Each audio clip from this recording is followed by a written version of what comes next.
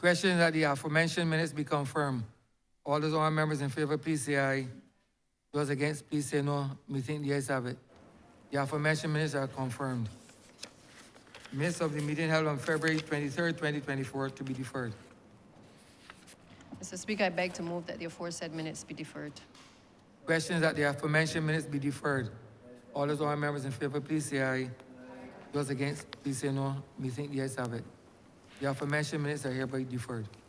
Announcements by Your Honor the Speaker. Messages from Her Excellency the President. Petitions, papers, government notices, private members' notices, notices of questions, reports from select committees. Honourable Leader of Government Business. Thank you, Mr. Speaker. I am pleased to lay the report of the Joint Select Committee on Social Sector and the Environment on the Child Protection Bill 2023, as well as the Child Justice Bill 2023.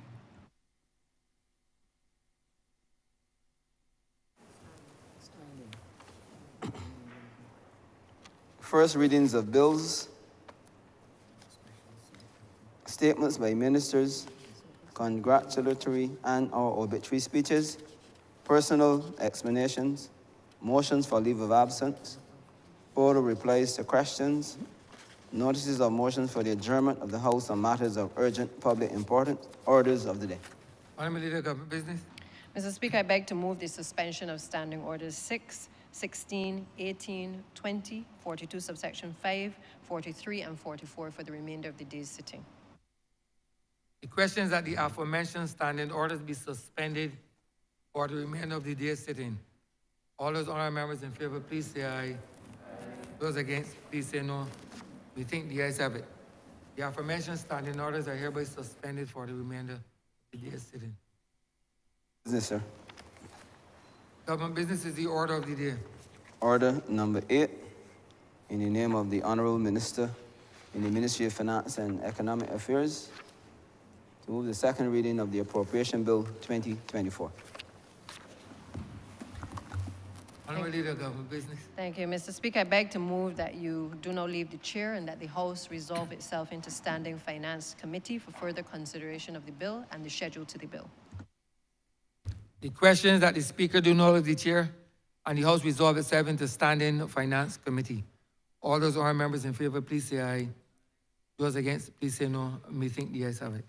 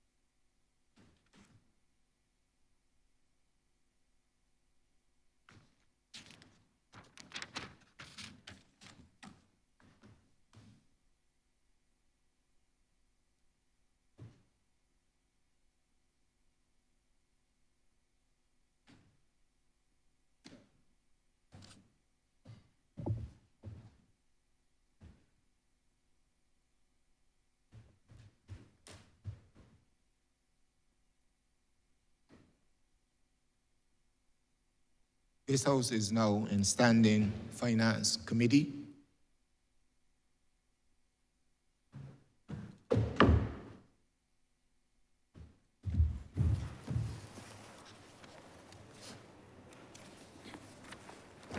Mr. Chairman, Head 35, Ministry of People, Empowerment and Elder Affairs, in the amount of $104,189,989.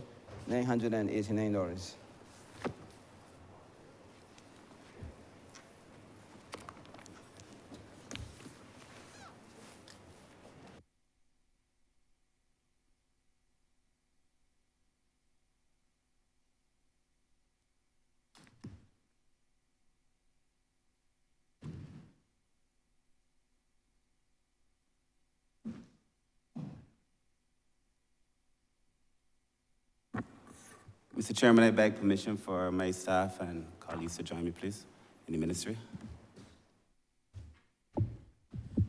So granted.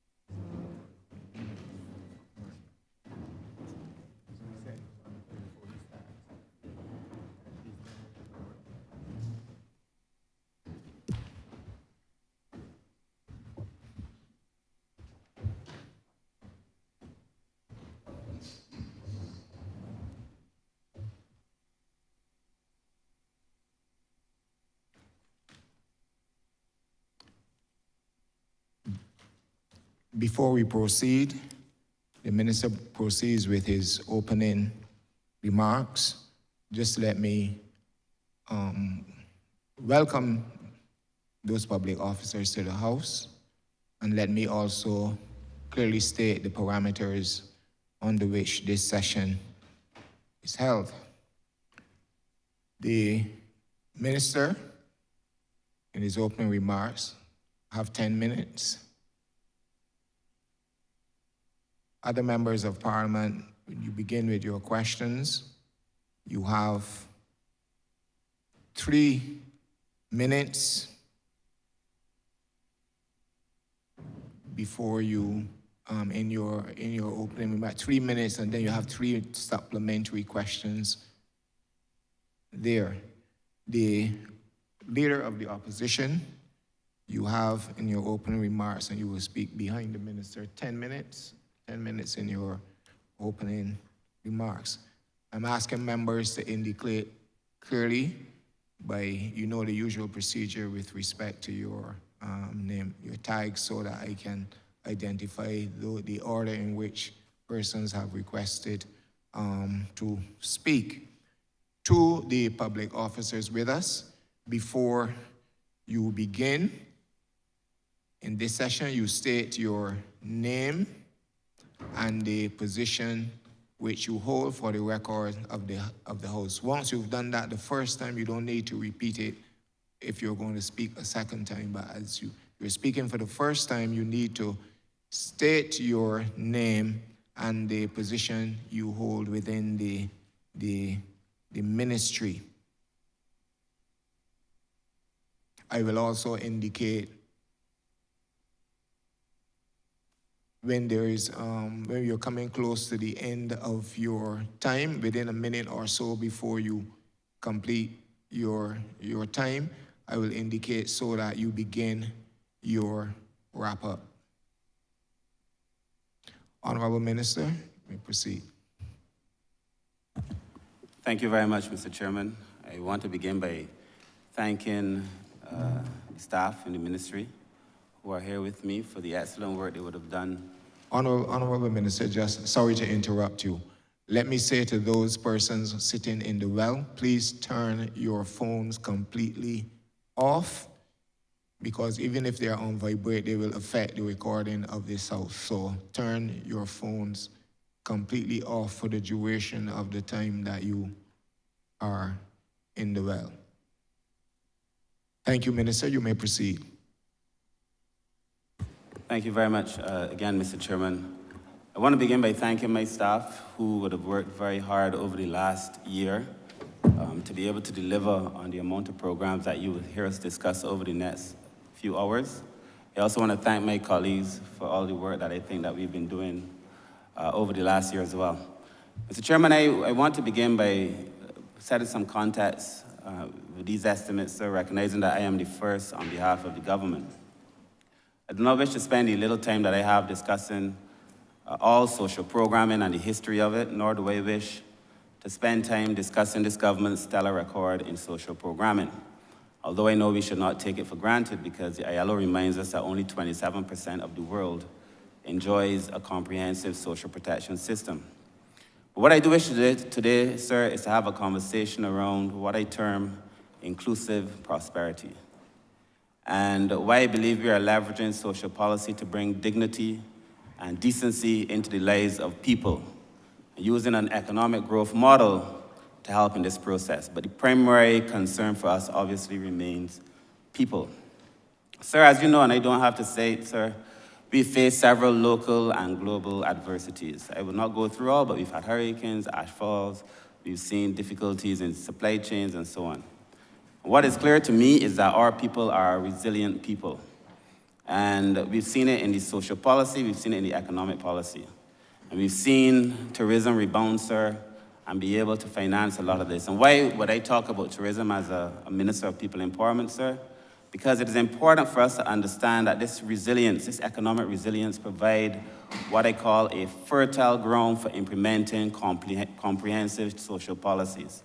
To be able to use our own economic framework, our own development to be able to propel people. So our aim is to deliver efficient, impactful social services tailored to meet the needs of the most vulnerable, empowering them to lead dignified and secure lives within their communities. In other words, sir, we do not see our recipients, our social clients, as passive recipients of government's goods and services, but as active agents, sir, in this development process. And you will see through these estimates, sir, that we are making every effort now to move beyond this idea that the ministry is a welfare ministry and now is focused on development and developing people. You will also see a reflection of a paradigm shift in that we've started empowering a lot more of the NGOs to do the work, sir, because we believe from a philosophical standpoint that government works best when it's working in tandem with the NGO community to deliver goods and services to people. This government, sir, and this particular set of estimates would be the largest amount of NGOs, large and small, to be supported by the government to be able to do this kind of work. And you will see that reflected in every single department under this ministry, sir. So there are a few things that I wish to talk about very quickly. And the first, sir, is the strategic framework for inclusive, people-centered empowerment, sir, within the context of the economic opportunity, because I think it's important for us to understand that this economic opportunity we're seeing must be inclusive and it must redound to the benefit of people. In the ministry, sir, we say that we must move from dependence to independence to interdependence, where people are in a position to give back. And I am forcing this ministry, driving this ministry, working with this ministry to ensure that we rethink and reimagine this ministry as a key pillar in the development process, moving beyond the idea that we are just receiving goods and services. And that is why, sir, dignity and empowerment will be the hallmarks of our presentation. At the end of the day, sir, we have a unique opportunity, I think now, to leverage this growth to the benefit of people, inclusive growth for social development. The important program, sir, that I wish to say is that this year, sir, we have received $109 million, sir, 842, including our statutory obligations, which is an increase of $2 million over last year up front. You should also consider that we have removed the pensions from these estimates. That's an additional $4 million. So really and truly, these estimates at the beginning represent a $6 million increase over last year's estimates.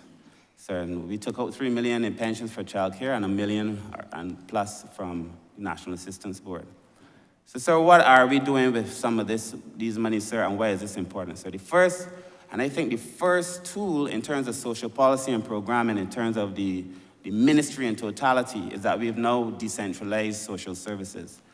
And by this, sir, I'm talking about the amalgamation of the social services to family services, sir, which will make a meaningful difference. It's going to change how people access social services. It's going to reduce poverty. It's going to reduce inequality.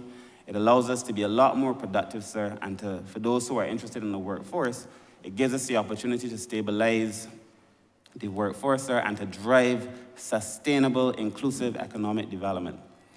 This single agency, sir, as you know, has been touted by this administration, the other government, sir. In fact, they created the Ministry for Family. But this government, sir, is the first to be able to bring together these agencies to actively deliver for families in Barbados, sir. And not only have we done that, we have also delivered, sir, an elderly policy, disability policy. We have now the child protection legislation, which we will be debating very soon. We have in draft disability legislation, which is now with CPC and will soon be here before us, and elderly drafting instructions before the cabinet very soon, sir.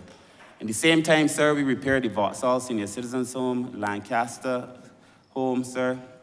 We started work in the Child Care Board on nurseries. A lot of comprehensive work that was not done in the preceding 10 years, sir. This government has been busy delivering for the people of Barbados. The other thing we've done, sir, is in relation to education and skill development. Throughout the ministry, you would find that all of the agencies are focused on delivering training to all of our constituents, whether it be at the One Family, welfare, national assistance, sir. This idea that we must drive development, sir, by empowering people in a way that makes sense. So you would find that all of us, sir, are training our staff, sir, we're training our clients to make sure that people have access to the growth that this country is talking about. Because at the end of the day, sir, this ministry must see itself beyond delivering goods and services to people, but empowering people in a real sense. We've also, sir, moved toward healthcare, accessibility, and well-being. We have just expanded the HIV Commission to be now the National Well-being and HIV Commission, with a wider mandate, sir, to be able to make Barbados a healthier place for us to live, sir, and deliver again for people. The HIV Commission gained a lot of skills over the last few years, sir, in the work that they would have done.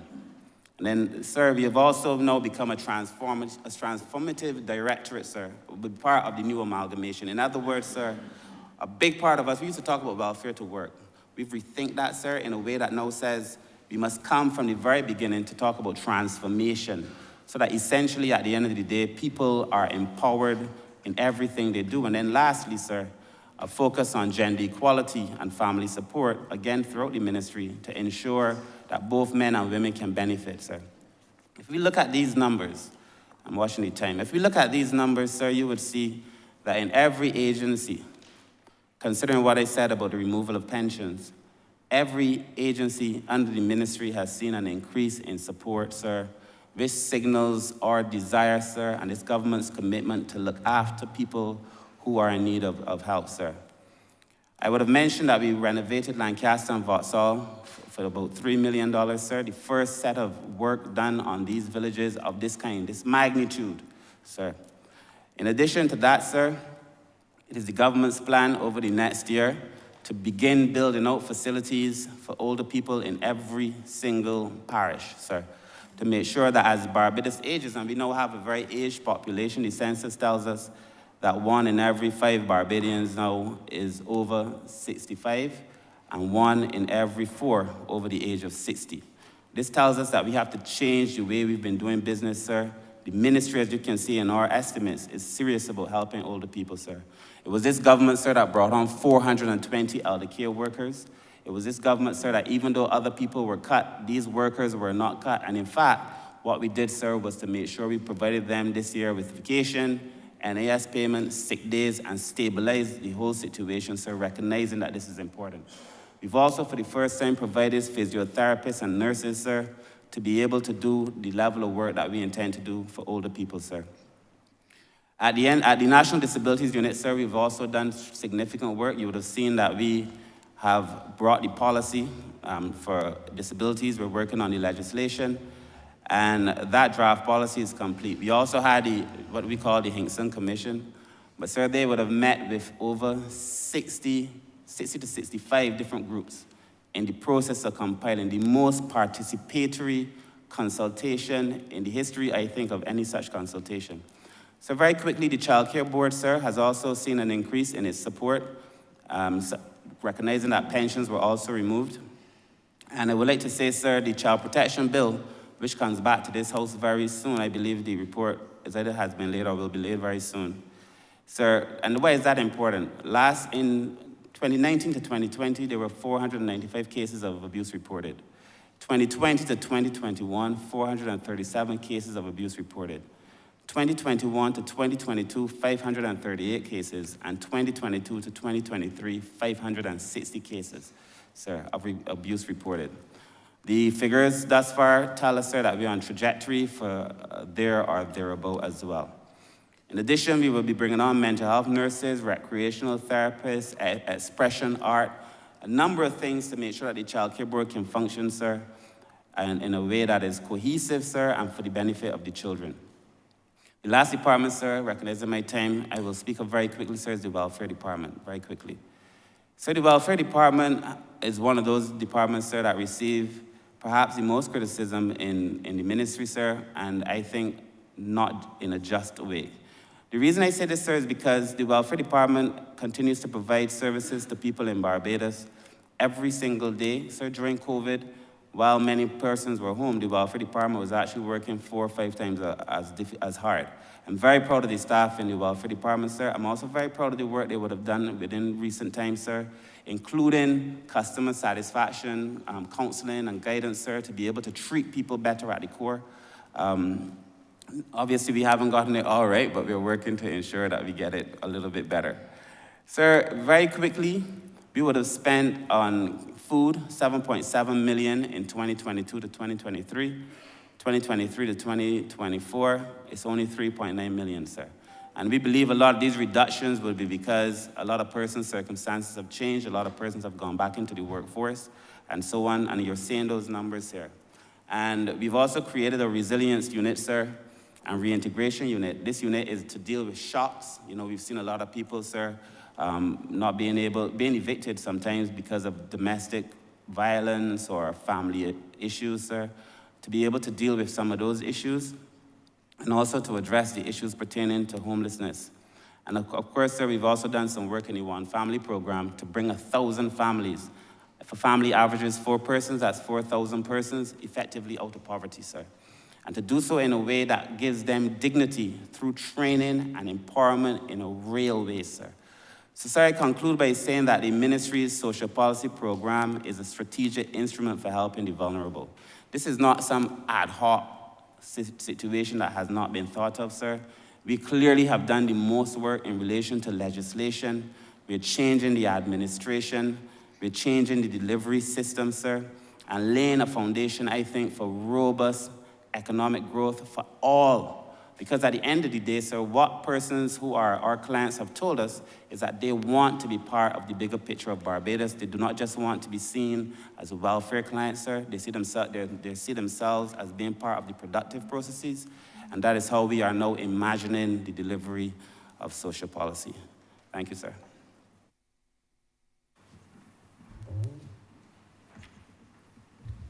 Honourable Leader of the Opposition. Thank you, Your Honor, and good morning to all. Mr. Chairman of Committees, if there's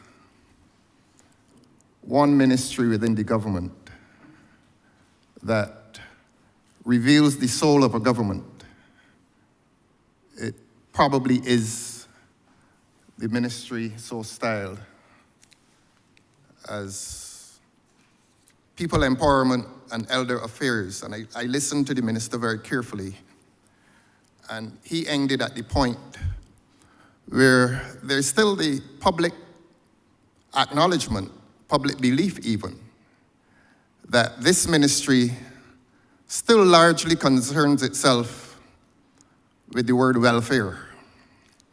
And if that is so, it becomes the responsibility of the ministry to convince Barbadians that the ministry has moved beyond mere welfare and has extended its work into genuine human development, genuine human empowerment, and that much of the focus will be on that vulnerable group that we call the elderly.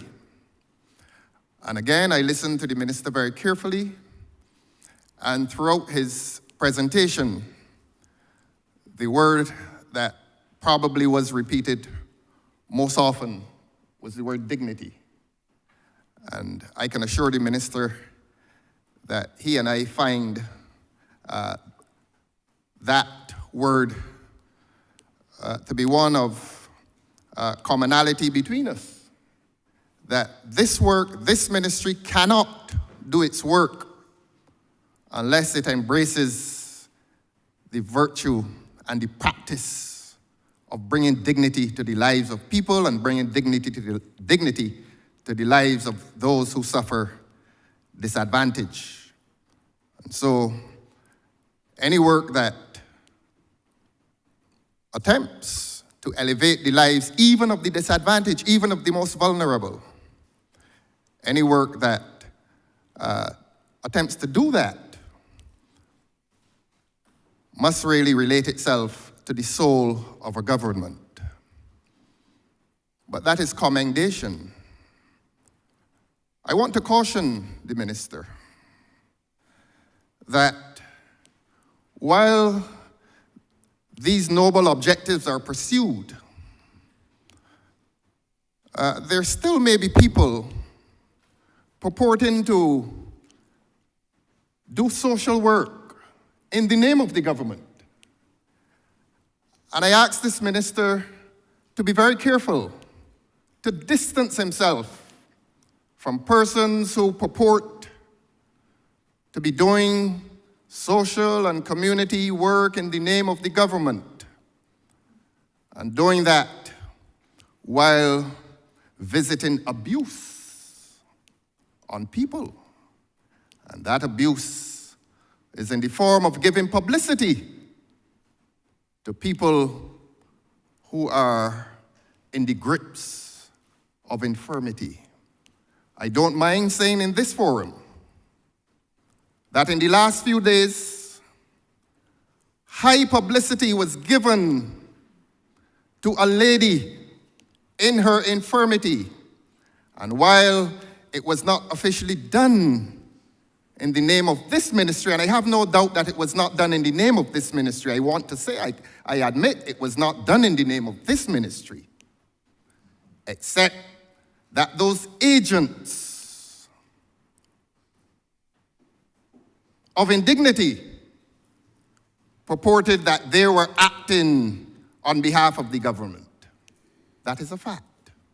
And I know that this minister will take the first opportunity to distance himself from that most undignified and callous act of bringing publicity to a lady in her infirmity for the sake of political advantage.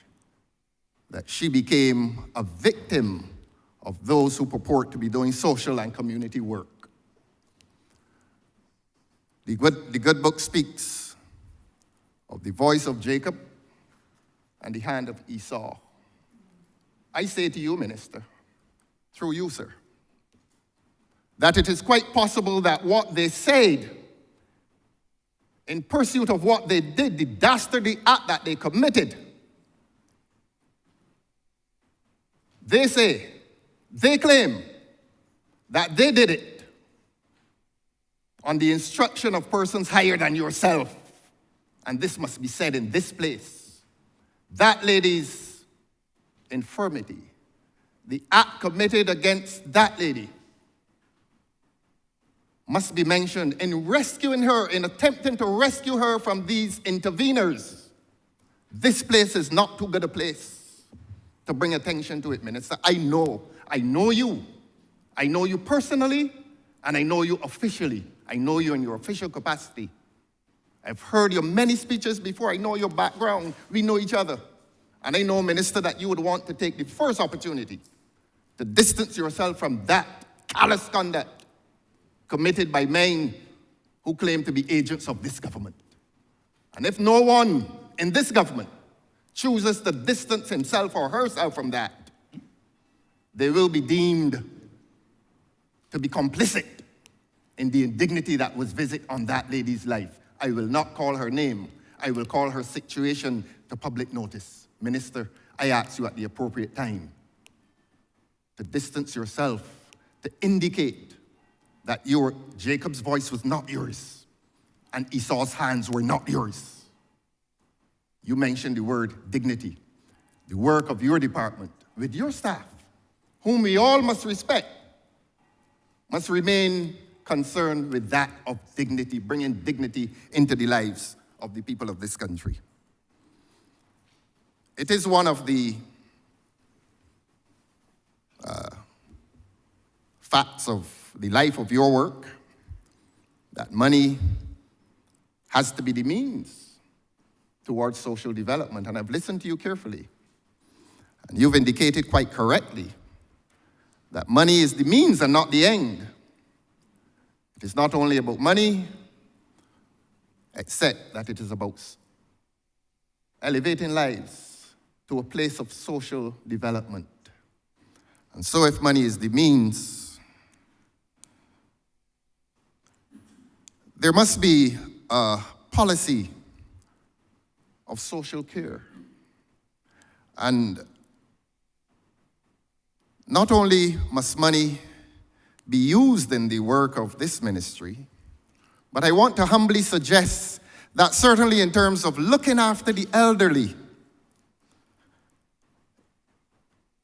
I don't know what is the precise program that your ministry pursues, but one wants to see a Barbados in which our elderly, as long as they're able to traverse the doors of their houses, that they can enjoy this beautiful country like the rest of us. The boardwalk, both in Christchurch, and the Honourable member for St. Peter wants me to say the jetty in St. Peter, Farley Hill, Gun Hill, that our elderly who are not of privilege can share these vistas with the rest of us in Barbados. Again, unhappily, I go back to last week's ugly, obscene incident. That they must not be reduced to adverse publicity, of adverse circumstances of sometimes destitution. And we as politicians breach a public responsibility and a personal responsibility to the underprivileged when we take them before the television cameras and to the pages of the newspapers and to social media and to believe that we are doing God's work. That is the devil's work. When we bring high publicity to people in circumstances of abject poverty. So let us not only elevate them by injections of money into their lives, but let us show that we genuinely care for them. And I repeat, take them across this beautiful country that sometimes only the tourists enjoy, but our old people are entitled to the comforts and the beauty of this country. Minister, I commend your manifesto that you've read here this morning. I commend the work that your ministry is doing. I commend the effort to transform that work from mere welfare, from mere financial work, but to transform that work to an expression of human compassion in which we treat our elderly as human beings, as persons who we recognize made the sacrifice for us. And had they not made that sacrifice, Minister, through you, sir, you nor I, nor the minister, nor his team would be present in this place this morning. It is a debt that we owe not only to this country, but particularly to the elderly of this country. And who in here will forget the children? I always say the children didn't invite themselves into our lives, we brought them here. And my concern always relates to those two vulnerable groups. And if a government remains compassionate, it focuses much of its activities on the elderly and on the children of this country. Minister, I commend you for the new trust in the work of this ministry. I'm obliged to you, sir.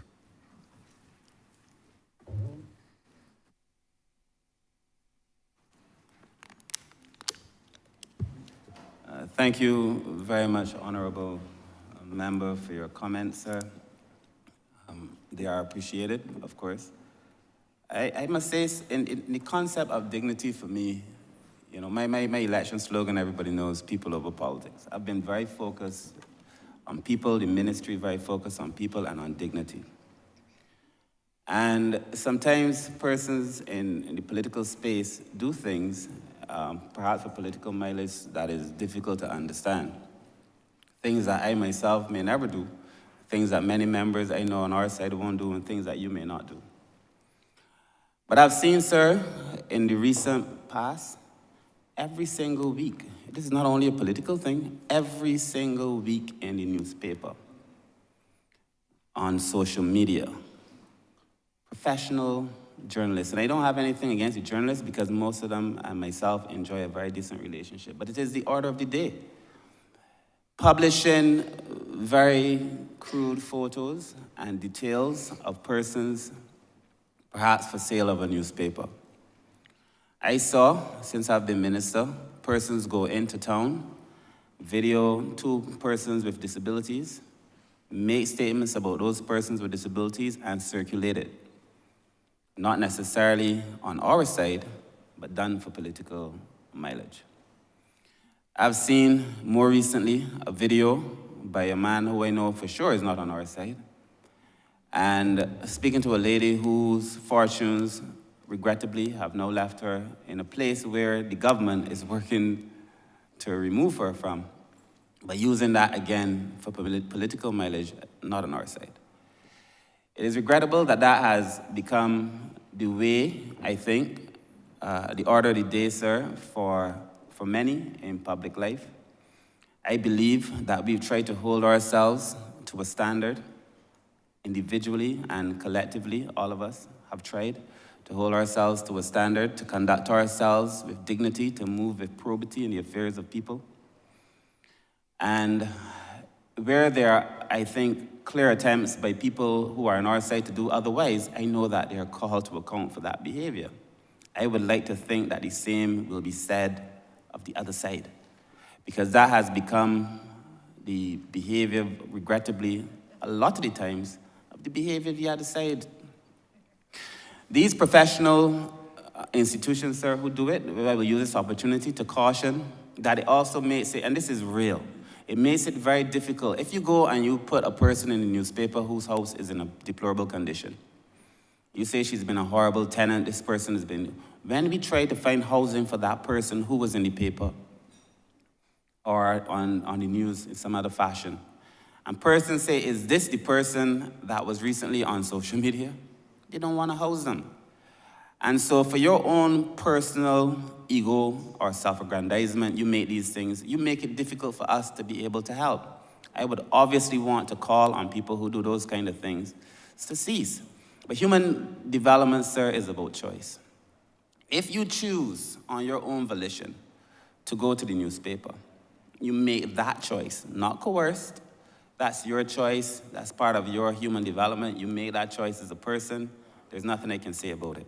If a person decides that they feel offended by some act and they go to the press and they speak on it out of their own volition, not coerced, that's a matter for them. It is where they are coerced into doing something, offered something, that it becomes problematic. And a lot of these cases, sir, that I know for sure on the other side, are people trying to do that. I cannot say that I know exactly of the instance of which the Honourable Member is speaking, but I do know if anyone were to do that, to cause somebody to lose dignity for political advantage, I wouldn't have to dissociate myself in a foreign place. I would do it here. I do not support that. But if you do it of your own free will because something has offended you and you go to the press, that is your choice, Barbara. This is a free society, regardless of what people are trying to say about it. Right now, you are free to speak in this country. But I do believe people have to be treated with dignity. That is why we have the program, sir. And allow my head of national assistance to speak, because I think the Honourable Member also said he wasn't aware of some of the programs we were doing for the elderly, and I would wish that she would share some of those programs. Pauline Walcott, Director at National Assistance Board.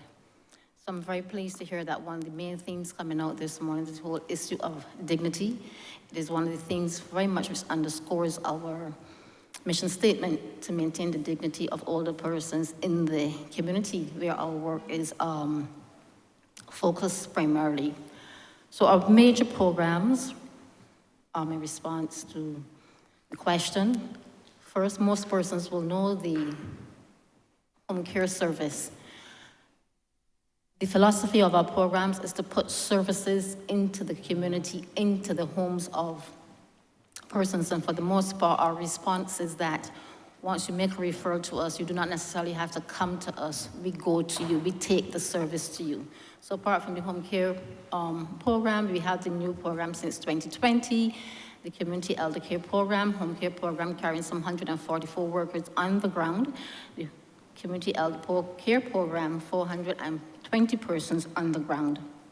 Apart from that, we would have heard the whole issue of recreation and inclusion and exposing them to social stimulation. And we also have the seniors recreational program where we use borrowed buildings, whether it's churches, community centers, and older persons come to those centers in a relatively safe space where they engage in social and stimulating activity. Housing and accommodation is a very, very basic need, and therefore we have the Vauxhall Senior Citizens Village, which was recently renovated. And we also have the Lancaster House, Vauxhall Senior Citizens being a residential facility long-term, Lancaster House being transitional if you're displaced, and then we work with you with social work intervention to get you back into the community. We also have the Clyde Gallup Shelter for Homeless Men. We're so aware of the issue of homelessness, primarily among men. That facility at this time accommodates some 34 homeless persons. A key part of our program really is our social work section, though small, where a lot of our referrals and interventions and assessments are done. And primarily we address the whole issue of elder abuse or any other issue or need which may be referred to the agency for our intervention. So we look really at a continuum of services in people's home. So then we have reviewed our services. We realized that the home care service just would give the activities of daily living. There haven't been a request based on our client satisfaction survey for other range of services, and therefore to that, we have added the physiotherapists and our nurses as well. So our aim really, and we continue to review going forward, we would look at the whole question of daycare. We do have one facility which we had to put into other uses. We hope to, from April, to resume our daycare services. But in essence, is to take services to people where they are to maintain their dignity.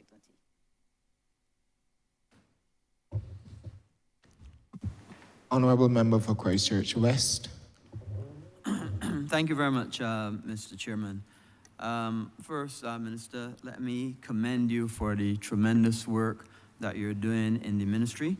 It is absolutely clear how important the ministry is and how important it is to the lives of the people in Barbados, especially the vulnerable people who often cannot help themselves. Minister, you know I have certain concerns, and the first one, I believe I've made reference to it before in a previous estimates, and it relates to many times constituents approach us as members of parliament. I'm sure you get approached many times as well, saying that they have been to the welfare department because they're asking for rental assistance. And I see in your estimates that you provide significant numbers of money in rental assistance. However, oftentimes they're asked, they said, the welfare department will say that yes, we can provide rental assistance. However, you need to go and find a landlord that's prepared to take the money from the government, the welfare department. And they often have difficulty because you oftentimes get many landlords who are not prepared to sign on to the program to be able to take that, to assist those people, those vulnerable people, and to get that assistance in terms of housing. What innovations has the ministry taken to address this problem, which is a clear problem that we have people who are seeking to be housed. We have a ministry who is willing to assist to get those people housed, but yet still we have landlords who are not prepared to take on that responsibility for those people. That's my first question. Thank you very much, Honourable Member. I will speak and then ask Mr. Pollard perhaps to fill in the many gaps I'm sure he will leave. As you said, sir, in the estimates, it is clear that we've put significant funds toward rent. And the reason for that is simply that there are persons who, from time to time, are caught in a situation where they need rentals. Previously, it used to be primarily fires or another shock, external exogenous shock.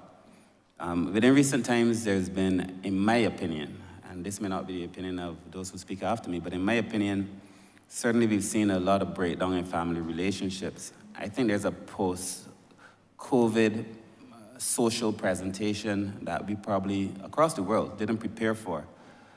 People's capacity to deal with other people is just gone. And so we've seen an increase in people requiring rentals. The Welfare Department, as you know, is a social work agency.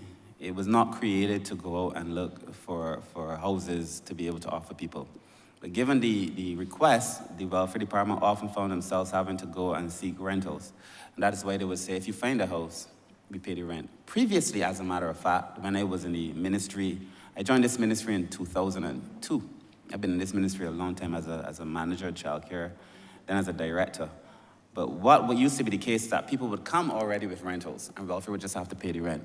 That evolved over time to welfare having to find the houses. And then the government recently, rightfully, has asked for persons to produce TAMIS identification, so that if you're receiving these monies, it is tracked in the system. That took a lot of people out of the system immediately. There was also a case where some persons there's an underground economy that we have to be cognizant of in Barbados, where a person might own a house passed on by his grandmother, but never had a paper to prove he owns the house. But now where you have to prove ownership of the house, it becomes difficult to be able to rent that house to the government. Again, moving a number of our rentals from out of the government. And so we recognize that became a growing concern in terms of our capacity to be able to offer rents. The other thing is that person says the money we were paying was too low. We were averaging around $800 or so, sometimes $1,000. And the rents, because we took a lot of the other houses out of commission, we're now talking about houses $1,200, $1,500 and up. And then the reality is, and we don't often talk about it, my staff surely they don't talk about it, but the reality is there are many people who just do not wish to rent to welfare clients. Our clients who find themselves before a social service agency. The Honourable Leader of the Opposition spoke about the name welfare, and I will repeat that. We have now worked toward creating a family services authority. So welfare in name won't exist, but you could change the name of the road and it'd be the same street. So we're changing the street in terms of how we do business, but the Welfare Department as a name won't exist, and the way we do business has to change. So it would be a case where people would say, oh, you're from the Welfare Department, you have children, I'm not renting you my house. It just became very difficult.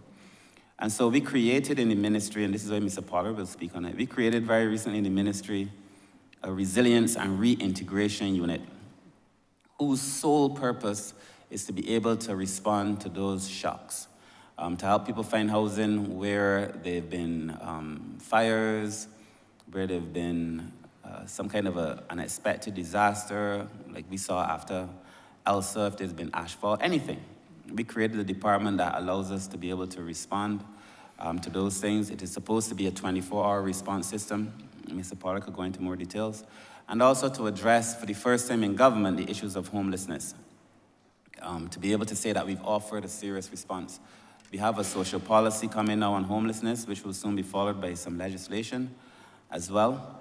And this unit would allow us to respond effectively to the issues that are facing this country. But I think Mr. Pollard is better suited to talk to some of these issues. Mr. Pollard.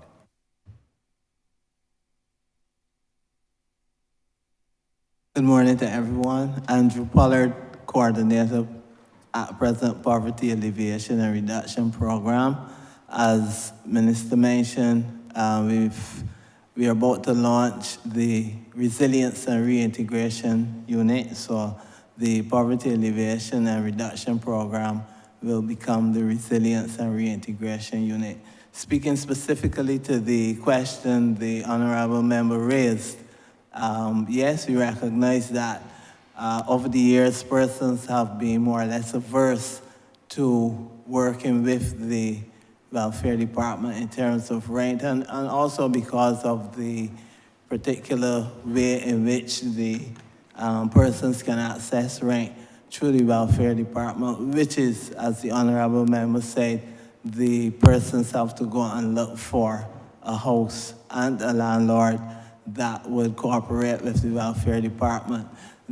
Overall though, and there's been a challenge where persons have had the impression for one reason or next that government doesn't pay.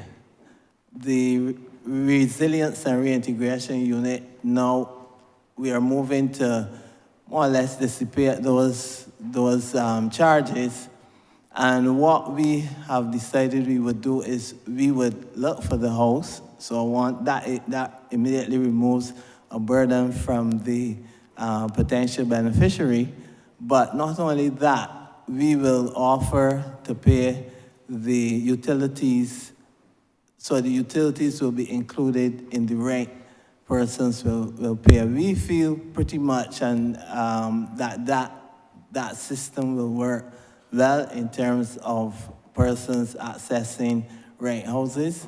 We are doing it right now under the Poverty Alleviation Reduction Program, and to a large extent, we would say it is successful.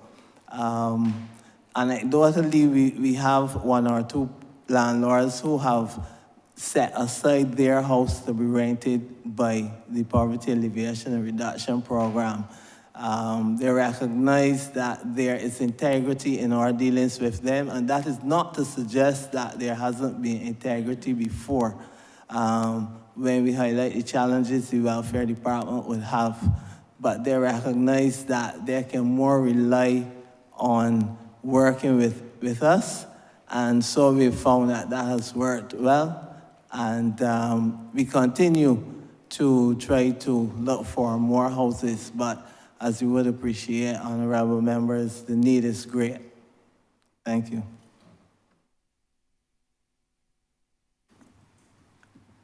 Thank you very much, Minister.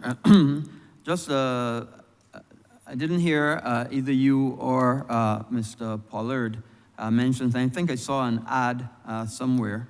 And this is not my second question. This is just an addendum to it. I saw an ad somewhere that I thought that would have assisted you.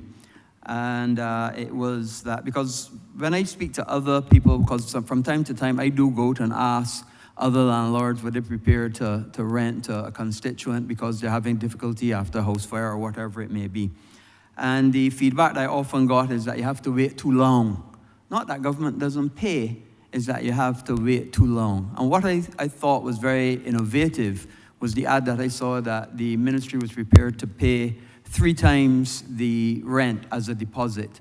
And I don't know if I'm mistaken in seeing that ad or if that is in fact part, but I thought that was very innovative, and it would encourage more landlords to get on to the program, to be able to assist people who are otherwise vulnerable.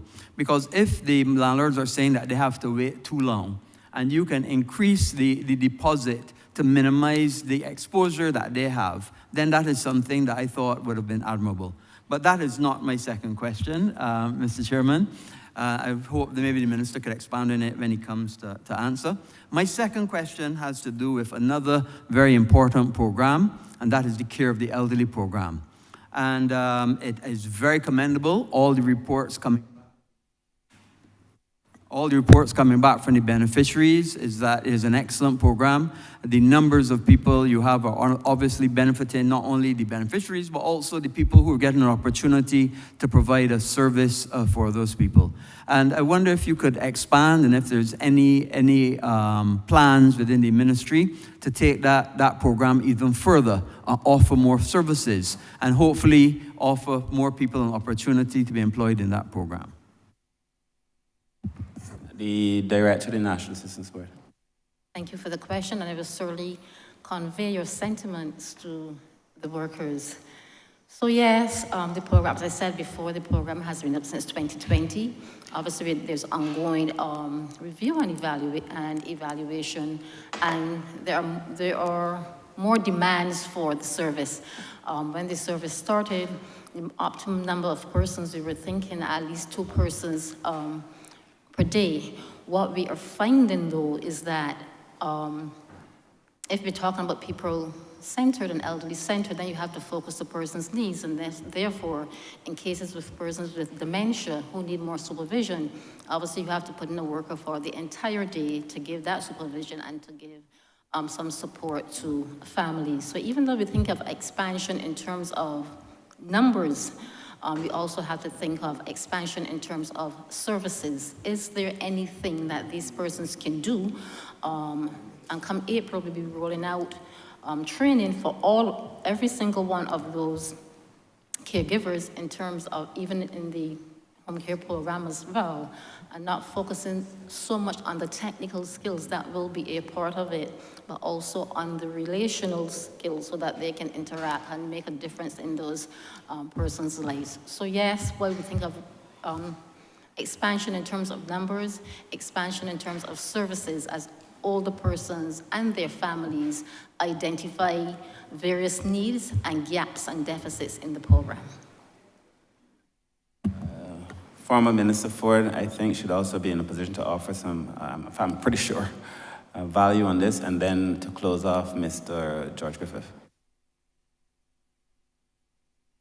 Thank you very much, sir. Good morning, everyone. The Elder Care Companion Project is being highly commended by those persons in Barbados who receive it. The concept at the beginning was to provide services for those persons, particularly those who live alone. We have a lot of seniors who live alone. They become very, very lonely. They just want somebody to cheer them up, give them a kind word, pray with them, take them for a walk around the house, pull a few weeds from the gardens, and so on. And that is really the concept of the project. At present, it is extremely popular. Almost every day people are coming and asking because the work of the Elder Care Companion helps to support that of the National Assistance Board. And there is a dividing line there where those members are not assigned to carry out the duties of the National Assistance Board members because they have to have that kind of special training and certification from the National Assistance Board in order for them to do it. And so the seniors are asking for help. We have provided that help with those couple hundred persons, but there's still a long way to go because we are living in an aging society. And if we are saying that there are so many persons above 60 years, 18% I believe it is, according to the note, and there are so many people who are lonely because living alone is not an easy thing. And because we are this aging society where we are perhaps second in the world after Japan, then it says that as we go forward, our seniors are getting older, we're not producing more children, as we all know, and therefore we need that kind of support system. The only other comment I will wish to make is the fact that it has been so well received that I think it is important that we continue to do further training for those companions because it will make a glass of lemonade, as I said, and I mentioned some of the things they can do. But unless the training takes place, that they too, within the communities, get the necessary training, which we've already started. The Community Development Department has started it. There are a couple other programs that we've started in communities to sensitize residents so that they can get the training. And an extension to that is that we've already sought the assistance of the Samuel Jackman Prescott Institute to be able to give community training to a number of persons on a regular basis, at least for a 3-month period or so, on evenings in the school, in a community center, wherever, so that those persons too can get the training, and then they will be selected, those who are the best of them, by the Barbados Community College to be able to make the difference. We know that the elder care companions are not to change the clothing, they're not to bathe, they're not to do the fixing of bruises or cuts or bed sores or whatever, and because that demarcation line is there, they well understand what their roles are. And it is such a popular program, Mr. Chairman and colleagues and ladies and gentlemen. It is such a popular program that almost every day people are asking, can I get into it? It is just that we need to continue the ongoing training so that those persons get a better understanding, and wherever possible, that the government can extend it and include families in particular, because most of those seniors have family members who perhaps are working in the day and they're getting the support. But if the families do not understand their role, it makes it even more difficult. The loneliness kicks in, the abuse kicks in, and so on. So I want to commend the government for this project, and I want to invite all other persons to become volunteers as well. It is not always about money, because some of those seniors are the godparents, godmother, godfather, distant relative, friends from the churches, friends from the community groups that they were part of, and so to go in and tithe their time. It's not always about money, because none of us knows how long we will live and the kind of service that we will require if we train and expand the project, not necessarily for payment, but payment, of course, will be for those persons in particular who need the resources, because they too have families that they have to look after. And I just want to indicate, finally, it is also very important that we get some males to come on board, because men are on the periphery, and there are males who are there who really require the help, but because of the intricacies of their relationships, and some of them might be a little amazed at females working with them, I can imagine it's causing some challenges. Plus, conversations with men to men is not the same as conversation with women and men all the time. Some of them just want to go down memory lane when they played dominoes in the village, when they were able to cut canes together, when they were driving the buses and so on. The conversations are not always the same. And so I highly recommend that the government will continue to work towards this project, and that we continue in our department with the elderly department, that we continue to reach into the communities and sensitize persons that they can go and volunteer their time to be able to make a difference in the lives of those individuals who are generally living alone, but just need that kind of stimulation to be able to keep them abreast of what is happening. And of course, the National Assistance Board's program is highly recommended for Barbadians as well. And I can't leave out Q in the community, where so many thousands of seniors go out because they know that the environments they're in, they're going to meet old school friends, old co-workers, and they're going to have a good time and not have to worry about the bang, bang, boom, bam music and so on that will impact on them, and that they don't have to be afraid, because there will be mostly people of the same general age ranges that will be able to meet and talk about school days and the old time days and things of that nature. So I want to highly commend those persons as well, and the ministry for the concept that has been developed. And I understand that down in the Caribbean islands, they have been promoting it. They've had some activities that they're looking towards implementing a similar program, because at the end of the day, seniors are our nation builders, and they too must be looked after in their twilight years. Thank you, Mr. Chairman. So I beg your indulgence to allow Mr. George Griffith just to speak very briefly on the program. Thank you very much, Minister, Mr. Chairman, honorable members. I appreciate the opportunity to say a few words about the Community Elder Care Program. Officer, could you please state your name? Yes, sir. I must not forget my name. I'm George Griffith. I'm the coordinator of the Community Elder Care Program. Thank you very much. I'm grateful for the opportunity to say a few words about this program, which is now 3 years old and has been considerably successful given the realities of our times. And I would like to mention, first of all, the goal of the program and 3 short objectives, which would put into sharp focus the philosophy of this program. The goal is to strengthen the rights, welfare, and dignity of older and vulnerable persons in Barbados through the provision of enhanced social care. And the 3 objectives are: 1, to provide a comprehensive program of personal support for the elderly and vulnerable persons in their homes. Secondly, to provide a client-focused approach in support of the independent living of the elderly and other vulnerable persons. And lastly, to provide a complementary array of social services in support of those services provided by the Home Health/Home Care Program of the National Assistance Board. Now, I am happy to say that since this program was started, the numbers have grown rapidly, reaching as high as 951 persons. Currently, it is less than 951 because there's some fluctuation in the numbers. But with 420 persons at our disposal, and as mentioned by the Director of the National Assistance Board, there is an increasing demand, especially as it relates to the fact that 1 in every 3 persons seeking admission to the program is afflicted with dementia.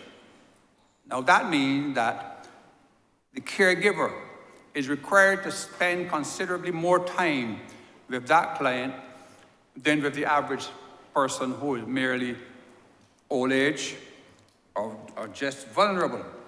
And this has put a tremendous strain on us really to service persons at the level that we wish.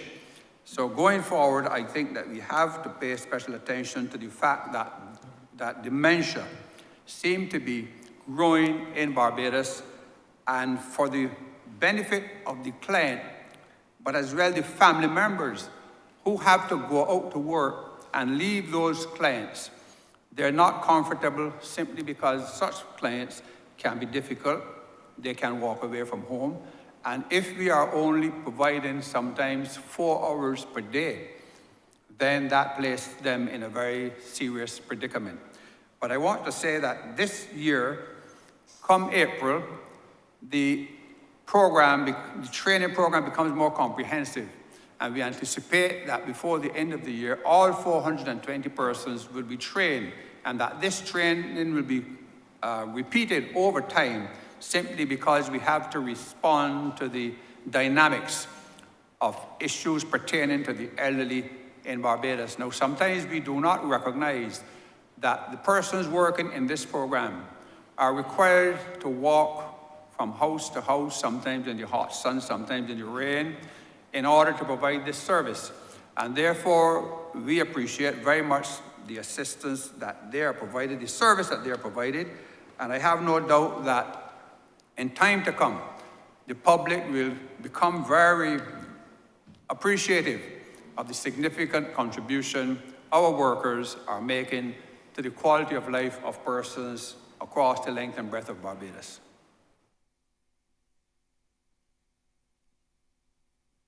Thank you very much. And then very quickly, sir, because the Honourable Member had raised it when he first spoke in relation to the rent, I just want to make it clear that the position of the government now is that if persons are willing to rent to us, we are prepared to offer 3 months rent up front to allow that person to have the comfort of knowing that the monies will be there up front, and to ensure that monthly thereafter, that person will be receiving their rents on time. The ministry is very serious about finding new landlords who are willing to enter into this relationship. That is why we ran the ad, sir, to encourage people to come forward. And so I want to use this opportunity to encourage landlords to come forward, to be able to play their part in delivering proper social services and social programming to those in need who need it. We will offer the monies up front. We also give the commitment that we will be working with the persons who are in their household to guarantee that they do not destroy their houses or that they cause the houses to lose value in a partnership. So I really want to use this opportunity just to encourage persons to come forward and to rent. 3 months rent up front.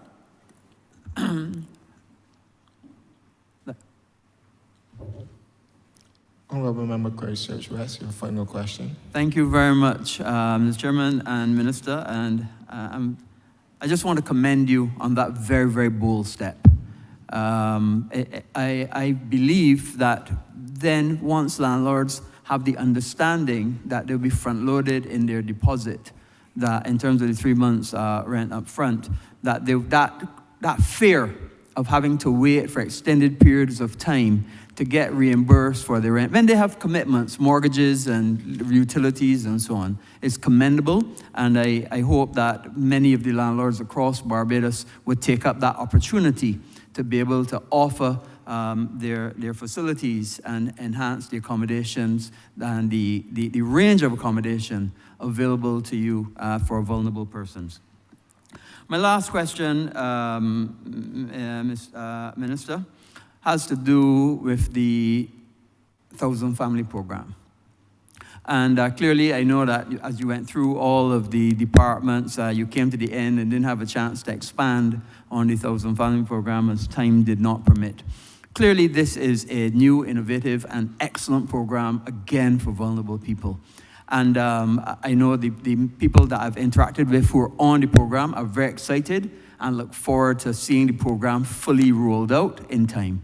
And I would ask now if you could expand for the benefit of the Honourable Chamber on the 1,000 Family Program and what expectations and what goals you then see coming from that program and what deliverables you would expect for that program to have. Thank you. Thank you, Honourable Member, for this opportunity. You were right, it came at the very end of my presentation. I didn't want to overstep. I'm concerned I'd already overstepped my time. So I would allow Ms. Daniel, who's the coordinator of that program, to speak to the program, but I feel I need to offer a clarification up front. Not to you, but in relation to what I'm hearing coming from the other side. The 1,000 Family Program is a program where we are offering support to 1,000 of the most vulnerable families in Barbados. Chosen not by myself, not by yourself, but chosen, a lot of them coming from the original welfare list and other persons who said these are people who are vulnerable. In fact, sir, there's a score sheet that determines the level of deprivation, and persons are chosen according to that level of deprivation. No political interference. I've heard, though, regrettably, that persons seem to think that this program, and people are trying to claim the program and making it a political program. I have tried my best to keep politics out of the affairs of the ministry. In fact, it is true that when we were discussing this program and other programs in the ministry, I invited all of the former ministers to a meeting to discuss these programs, to look at how we can build something that makes sense for Barbados, not for the Barbados Labour Party or the Democratic Labour Party, but for Barbados. And Dr. Lowe, who was one of the persons involved in the original 250 program, came to that meeting. Hampton Lashley came, Trevor Pressel came, Minister Ford came. We had a very good day, and we discussed this thing above politics. But there is a view constantly being put out there that this program, in an attempt to make it political and to claim it, is a DLP program. I have no interest in the politics of it, but I feel I have to put clarification on the ground for the record. The 1,000 Family Program is built on a program, sir, that was done called the IC Bridge Program, which used 250 persons to be able to take those persons out of poverty. IC means identification, stabilization, enablement, and empowerment. That 250 program was a program that Dr. Lowe, when he was minister, and I was director of social policy, that was a program that we brought forward and took to the IDB. The 1,000 Family built on that. However, that IDB program came from a program that the Labour Party has started. When we were looking at the Puente model, it's a Chilean model that sought to integrate all of government social services to be able to deliver the best of social services to the person who needed it most. We would have seen, we had these conversations in 2004, 2005, 2006. We had a poverty bureau, sir, that was mandated to look at this program. So what indeed happened, because I was in the room, what indeed happened was that we took this program, built around the Puente model. Anybody could Google it and see it's true. Built around the Puente model. We were about to approach them for the support to deliver the model when the governments changed. But it was built on this framework from 2004 to 2005, 2006. The IC Bridge program came from that original preventive model that we had put the framework in place in 2004, 2005. It is not a DLP program. Regrettably, I don't feel that I should have to explain whether it's a DLP program or a BLP program because it is a program for the people. But the Democratic Labour Party seems hell-bent on trying to claim the program. And I feel that we have to set this record straight. And so for those who want to call in program very recently misinforming the public, rather out of their own ignorance or deliberately, I just felt the need to clarify it. Now, the tenets of the program, I will ask Ms. Daniel to speak on because it is a really, really good program for the people of Barbados. So I will ask Ms. Nicole Daniel, who's coordinated the program, to speak on it, please. Hi, good morning. Nicole Daniel, Social Development Project Manager for the One Family Program. Thank you, Honourable Member, and thank you, Minister, for the brief introduction as it relates to the One Family Program. Now, the program is a very holistic and transformative program.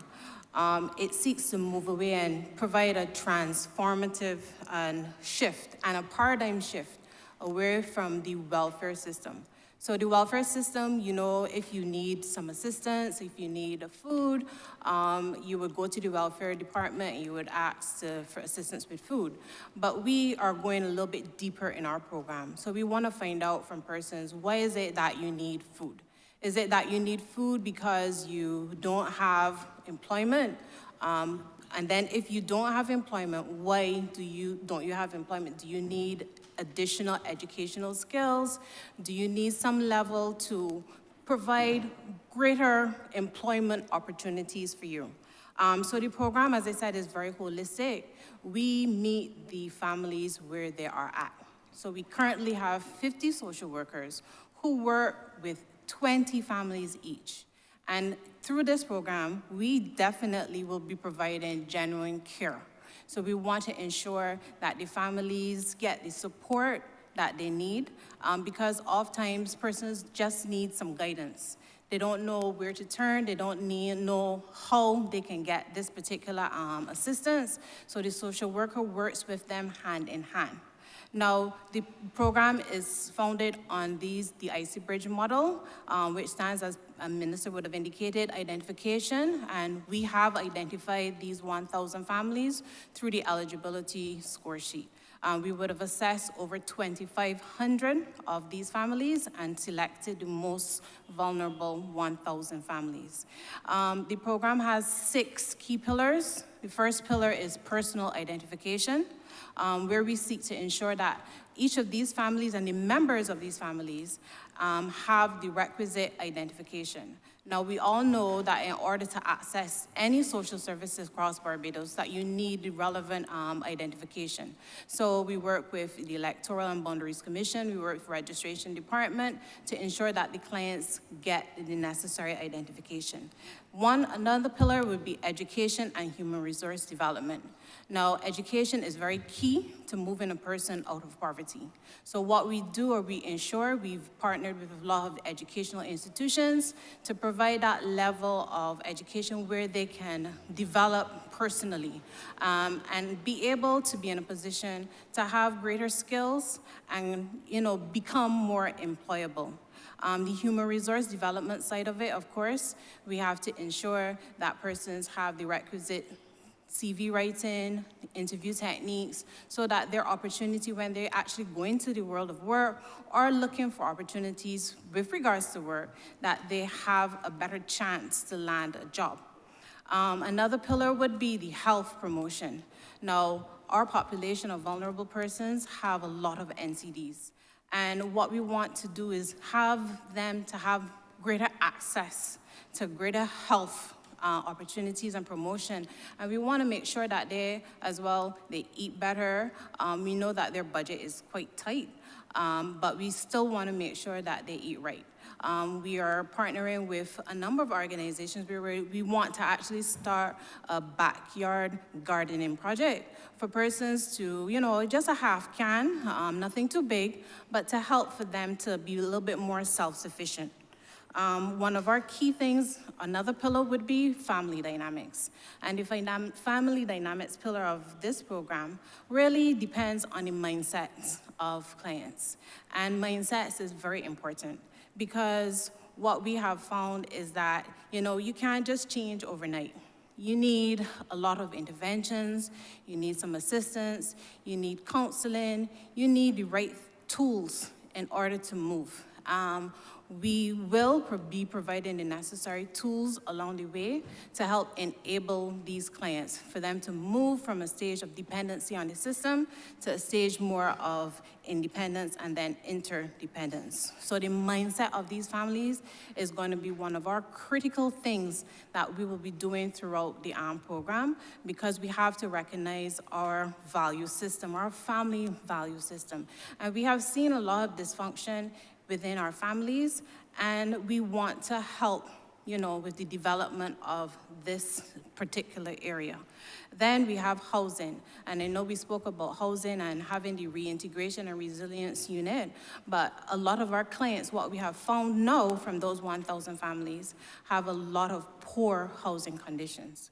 And while this project is a community project, and we work closely with the Ministry of Housing, RDC, UDC, National Housing, what we need to do also is to also reach out to our community groups, to construction companies, to help in this endeavor, because we know that government can't do it alone. Another pillar would be key, would be employment. The employment pillar, obviously, for most persons, when we think of poverty, we see poverty as persons not having a job or not having the income necessary coming into that household.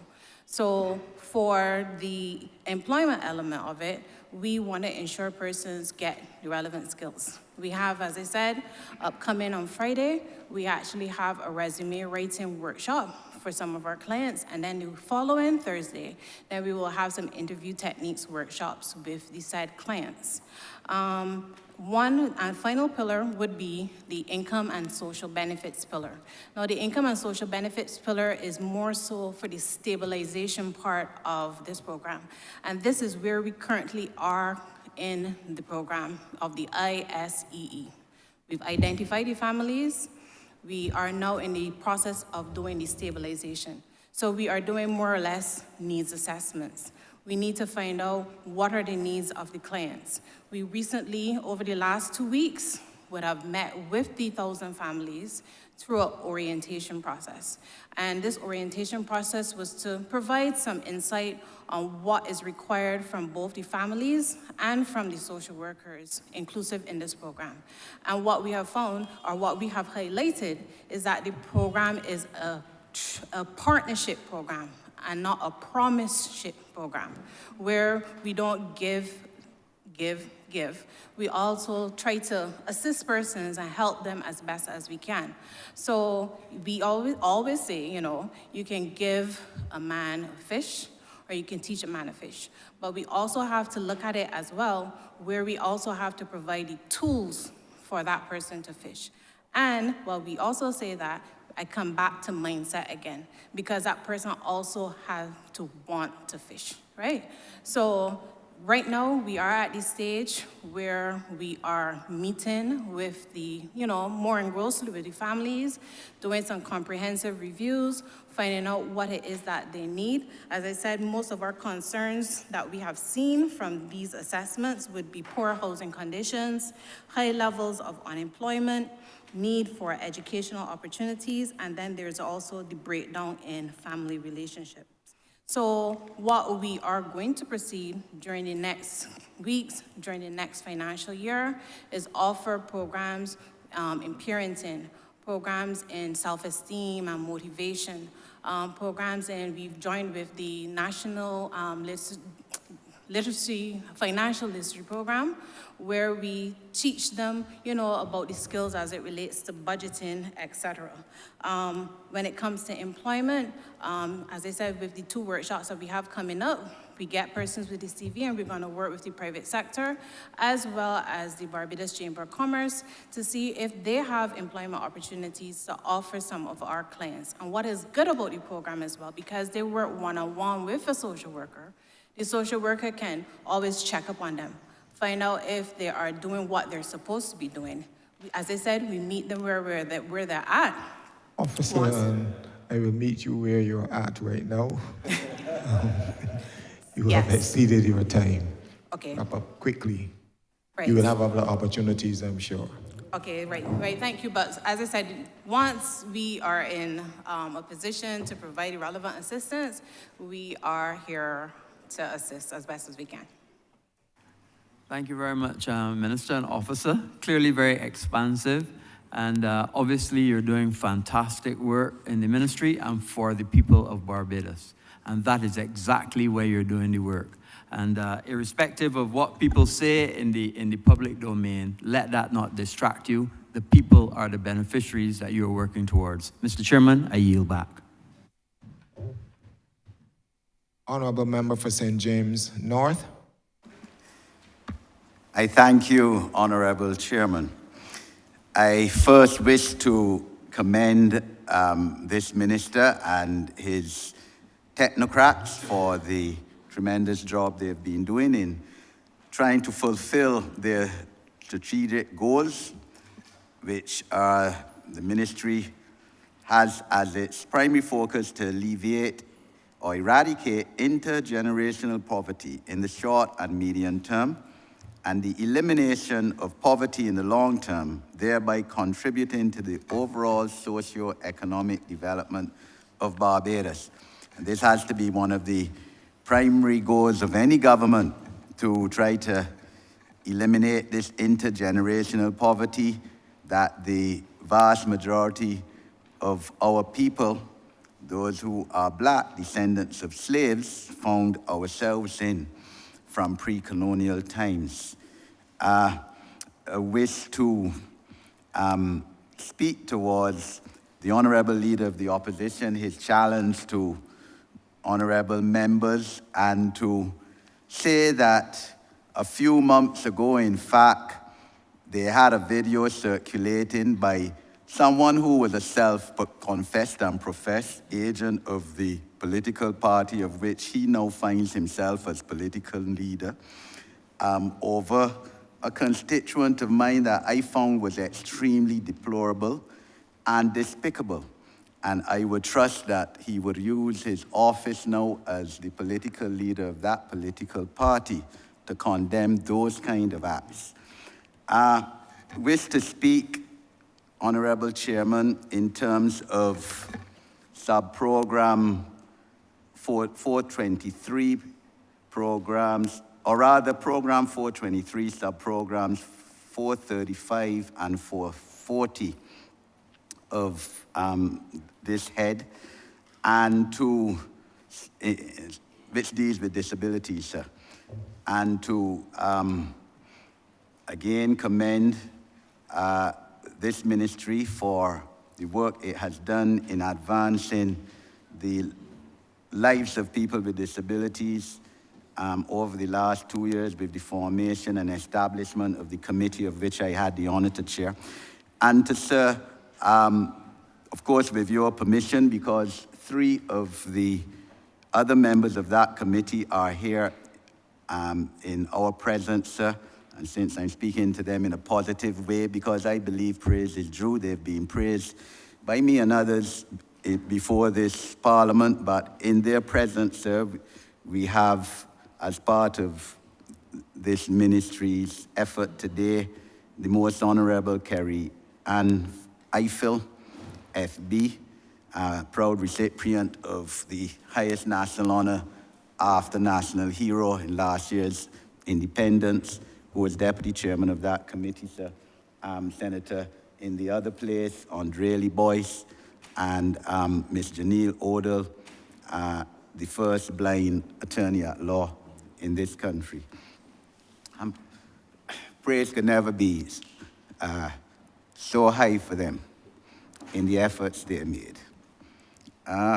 So I want to give Minister, you and your officers, the opportunity to speak in terms of the implementation of the policy to improve the lives of persons with disability, the national policy, which was accepted and approved by Cabinet on the 21st of September last year. And give you the opportunity to inform the public, and in particular, those persons with disabilities and their caregivers through this House as to how this national policy, which is a 7-year policy, 2023 to 2030, would be implemented, sir, because the important thing now is to get what is a comprehensive policy, sir, and I have to mention to crafted with the assistance as well of Professor Drain Devenish of the University of the West Indies, but how to get this commendable comprehensive policy off of the paper into reality so that people with disabilities will see real improvement in their lives over the next 7 years. In the short term, because they're short-term goals, medium term and long term. Thank you, Honourable Chairman. Thank you, Honourable Member. I think I would want to, just before I speak to where we're going with the policy, to ask the Most Honourable Carrie-Ann Eiffel, who would have been Deputy Chair of that committee. First of all, let me just thank you, Honourable Member, for your sterling chairmanship of that particular committee and for the 60+ meetings you held across Barbados. But I think before I discuss what the plans are in relation to what was designed and developed by your team, I think it would be fitting for the Most Honourable Carrie-Ann Eiffel, Deputy Chair of that committee, perhaps to speak to the meetings, perhaps to speak to the process or the policy itself, but to give some further edification to the Barbadian public about the policy before I speak after about where we are and where we're going to go with it, sir.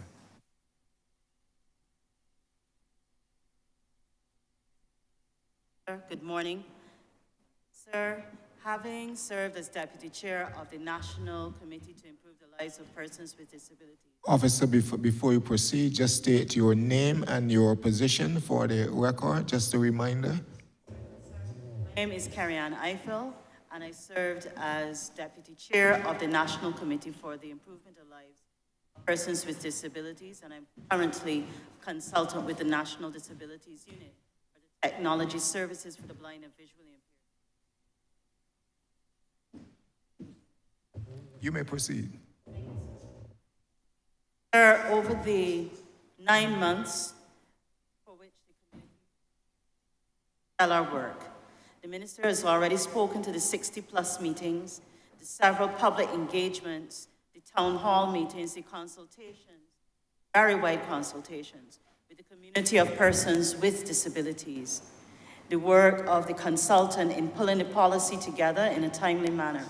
I think this committee must be commended for having delivered its mandate within the time frame it was given. That was no mean feat. Our chair set a grueling pace, setting meetings with relevant authorities. We spoke with persons from every sector of Barbadian life. We touched on all the pillars that form the backdrop to the lives of persons with disabilities. And so the eventual policy, which spans 2023 to 2030, has resulted in a document and a drafting which represents the needs and the abilities of the community of which I am proud to be a part. This policy consulted within the NGO sector extremely closely, as well as in our several town hall meetings. Some were concluded before the 9-month mandate, and then the policy, once it had been completed, was once again returned to the public for further consultation. We collected much data, largely from the community of the parents of persons with disabilities, which spoke to the need for improvements in inclusive education, housing especially, and eventual employment opportunities for persons with disabilities. The policy rolled out will address such areas, in addition to the need for improved transportation. There are several consultations still ongoing to alleviate challenges in this area. There is also representation for the inclusion of persons with disabilities in the wider digital space and our needs being addressed to this end. In addition to all of that, it was one of the first times that persons with disabilities have had so extensive an opportunity to not only air their concerns, but to bring work that has been done. We had presentations from persons who are concerned in the matter of climate change and how it impacts the lives of persons with disabilities. One of the most vigorous presentations was done from the community of persons on the autism spectrum and their caregivers as to the still ongoing challenges they face, as well as the deaf and hearing impaired community, and all other communities of persons with disabilities. The extensive policy, which is represented in over 170 pages, speaks to 10 areas: access to the built environment, among others. Over the years, we've seen improvements in this area with persons working towards a more inclusive approach to presenting their built environment. But still, it is not enough, and we still face many challenges when we seek to do our business in the wider space. It was my privilege over the time frame to sit on various panels, to engage with our fearless and tireless chair and the other persons. All 8 of us represented the community of persons with disabilities in a variety of ways. And that too is truly representative. 4 persons of the committee themselves had disabilities, and the other 4 had family members or were caregivers of persons with disabilities. Active teachers were also part of the consultation and the community. As I mentioned earlier, inclusive education is one of the areas that still remains of grave concern and is outlined and addressed clearly in the policy as to how we intend to go about achieving a new Barbados in this area. Thank you. Thank you, Mr. Chair, and Mr. Nurse, the Deputy Director of the National Disabilities Unit. One and all, being Nurse, Assistant Director, National Disabilities Unit. The national policy on disabilities is one of the achievements that we can speak about for the National Disabilities Unit, but I would like to first start with our vision statement.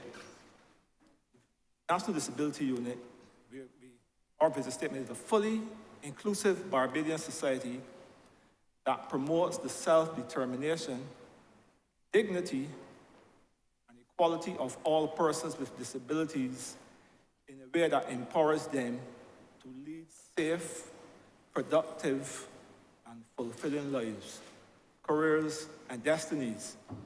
So I can look basically at some of the areas that we focus on. Policy formulation. So which will be recommending policies and measures that ensures the protection of rights of persons with disabilities. We also focus on public awareness education, which will be sensitizing the public about issues relating to disabilities and persons with disabilities. We have campaigns about stereotypes, prejudices, harmful practices. We also focus on research and data collection. This is to ensure policies and programs are relevant and effective.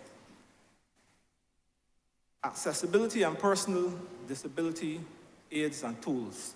The NDU promotes and monitors the accessibility of public spaces, ensuring that they are disability friendly. Not just physical infrastructure, but also information and communication systems. Provide accessibility modifications of private homes and residences of persons with disabilities. We offer a range of assistive devices and technology equipment. Focus on advocacy and collaboration. We work alongside NGOs, community-based organizations, international agencies, and so on to promote persons with disabilities. Look at skill development, recognizing the importance of economic independence, supporting vocational and skills development programs to persons with disabilities. have a support service, and you provides range of support services, including counseling for persons with disabilities and their families. We can look basically at some of the achievements that we have done in the current year. As you would have just heard, we concluded the draft national policy on persons with disabilities, concluded the draft legislation to protect the rights of persons with disabilities. In terms of some of the work we would have done, 28 ramps were constructed. We distributed 58 wheelchairs and other assisted devices. We had the facilitation. We facilitated the provision of 10 prostheses to persons in need. Summer camp, the camp reached for 25 children with special needs in collaboration with the Ministry of Youth and Sports and Community Empowerment. I would just highlight some of the areas because there would have been a lot that we would have done within current year. We introduced training in flower arranging of 12 persons with disabilities who graduated in 2020. Introduced the training in sign language, and 18 persons graduated in 2020. First, $279,750 in subvention to 8 organizations. Provided information technology training for 24 visually impaired persons. Assisted 17 visually impaired persons to maneuver in their internal and external environments. We completed Barbados' first UN report to the UN Committee on the Convention of Rights of Persons with Disabilities after signing in 2007. All right, officer, you will complete your statement now. Okay, so we have some major plans for the year. We were talking about in terms of employment and so on, we want to get into the AI training for persons with disabilities, and then also training in agriculture at our mangrove project. This is in collaboration with the Barbados Workers Union. We also want to increase our transportation of persons with disabilities by acquiring 3 more buses. That's basically it. Thank you. Yes, sir, to answer the question more directly in relation to what we intend to do with the policy, sir, this policy cannot be one that sits collecting dust. In fact, government is very good at doing a lot of this kind of work and leaving it just to gather dust. There have been lots of policies, green papers, white papers, that have gone nowhere. But as you heard from the Most Honourable, Kariana, I feel that a lot of work has actually gone into this policy. And it is, I think, the most representative policy, both in terms of the structure of the committee as well as the meetings and so on. So we felt it was important that this policy be brought alive in terms of, first of all, the legislation. The legislation, drafting instructions for legislation also attended the cabinet when we sent the policy. So we know legislation is coming very soon. We hope to have that legislation before Parliament by June to begin a discussion and debate on a national set of legislation, sir, that speaks to empowering and protecting persons with disabilities, sir, and their rights. In terms of the day-to-day, following up on the policy, we've asked 2 persons to assist us in that process, Ms. Janelle, permit me to say, sir, Ms. Janelle Odell and Senator Andrea Boyce, to be our advocates, but to work around making sure that the policy doesn't just become something that sits there and doesn't materialize into anything. So their day-to-day work is to make sure that the policy becomes something. We will lay that policy in Parliament and have a debate on the policy. We will also lay the report from the committee and debate that as well. So just to keep the public informed about some of these things. This, sir, that is why I am struggling, to be precise with you, to be honest, with this idea that this work could be political. I don't see how it could be.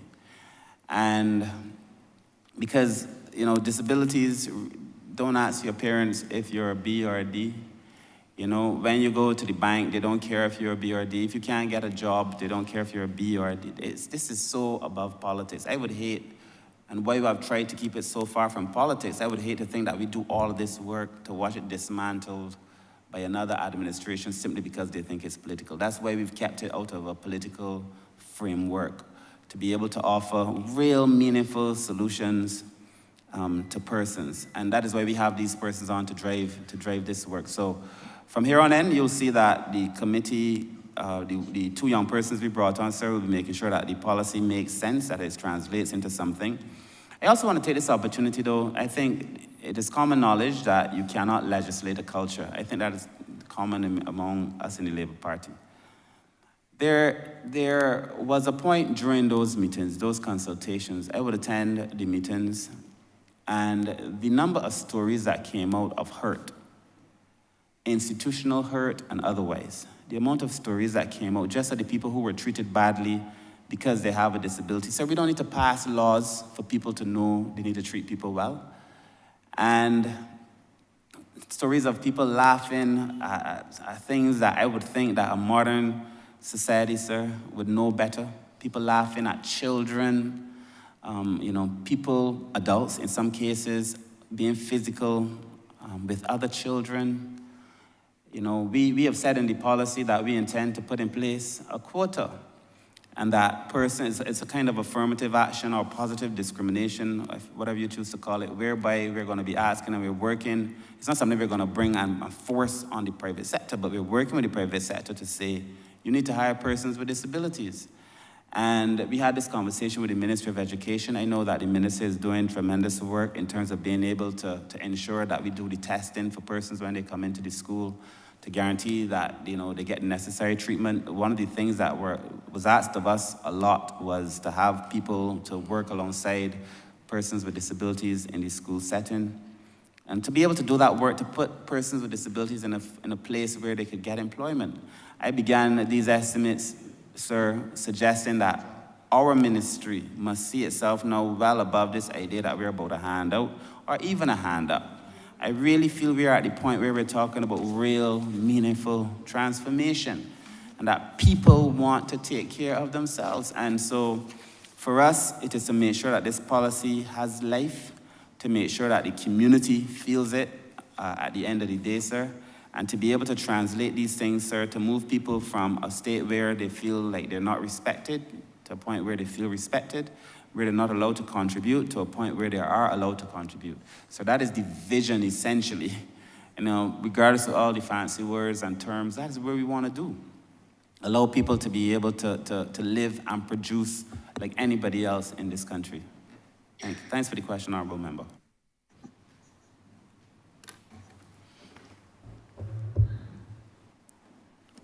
Ready? Okay. Thank you, Honourable Chairman.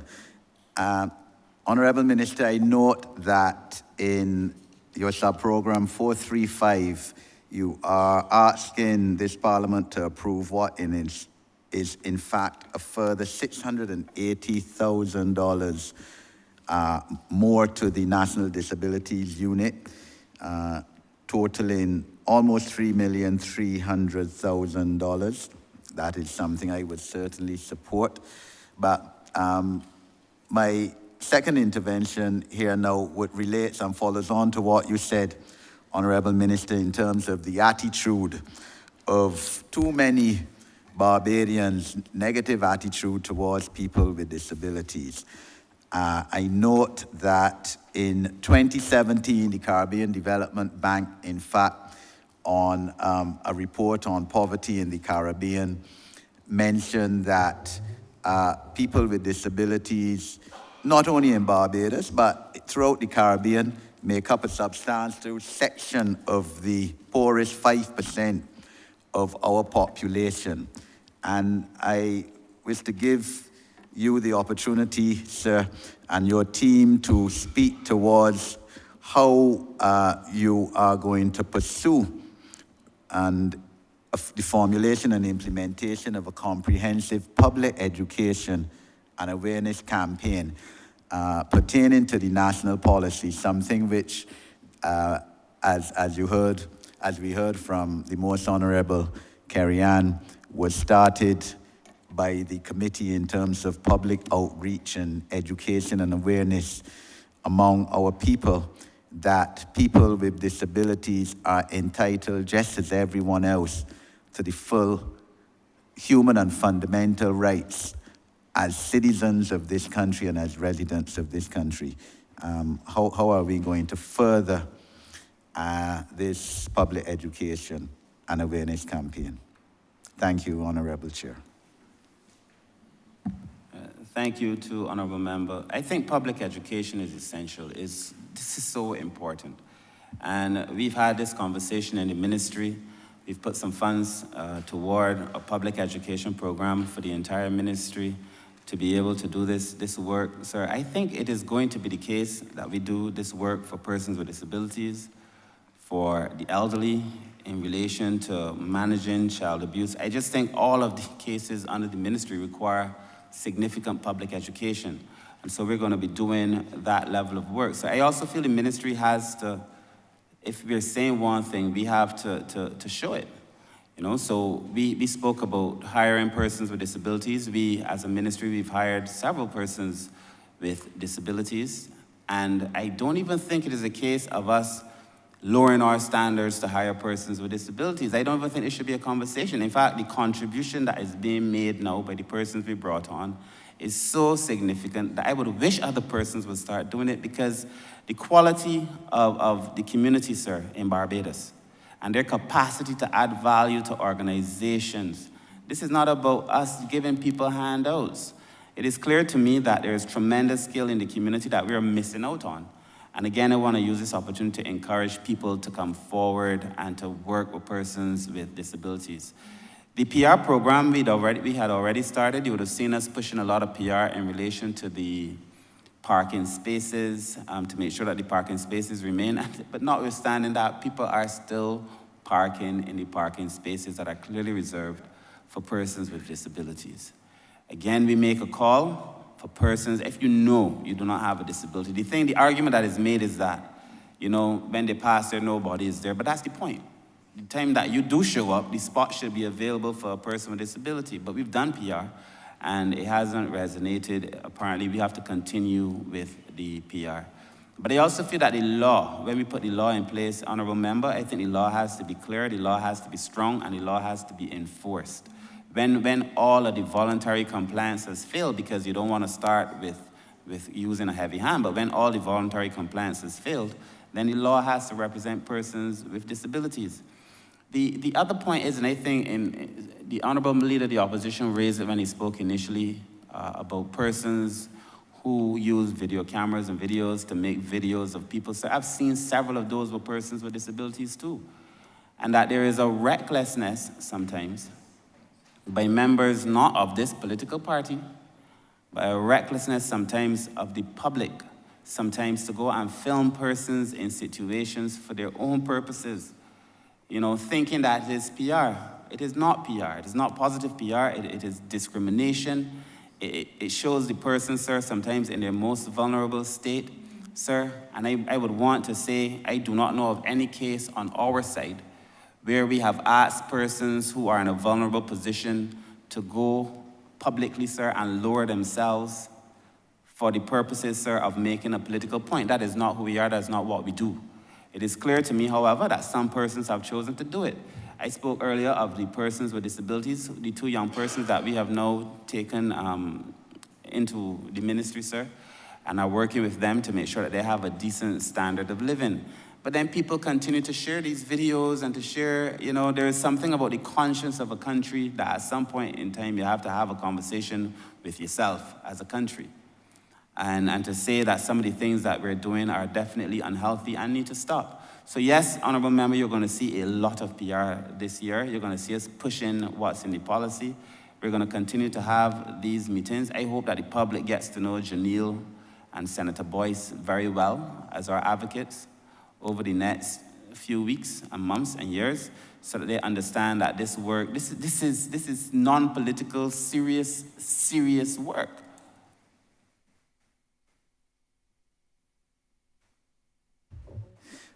Honourable Chairman, Honourable Minister, I thank you for that response. I note that in your program plans that you are proposing the identification of at least one site for the establishment of a residential facility for adults with disabilities who have no one to care.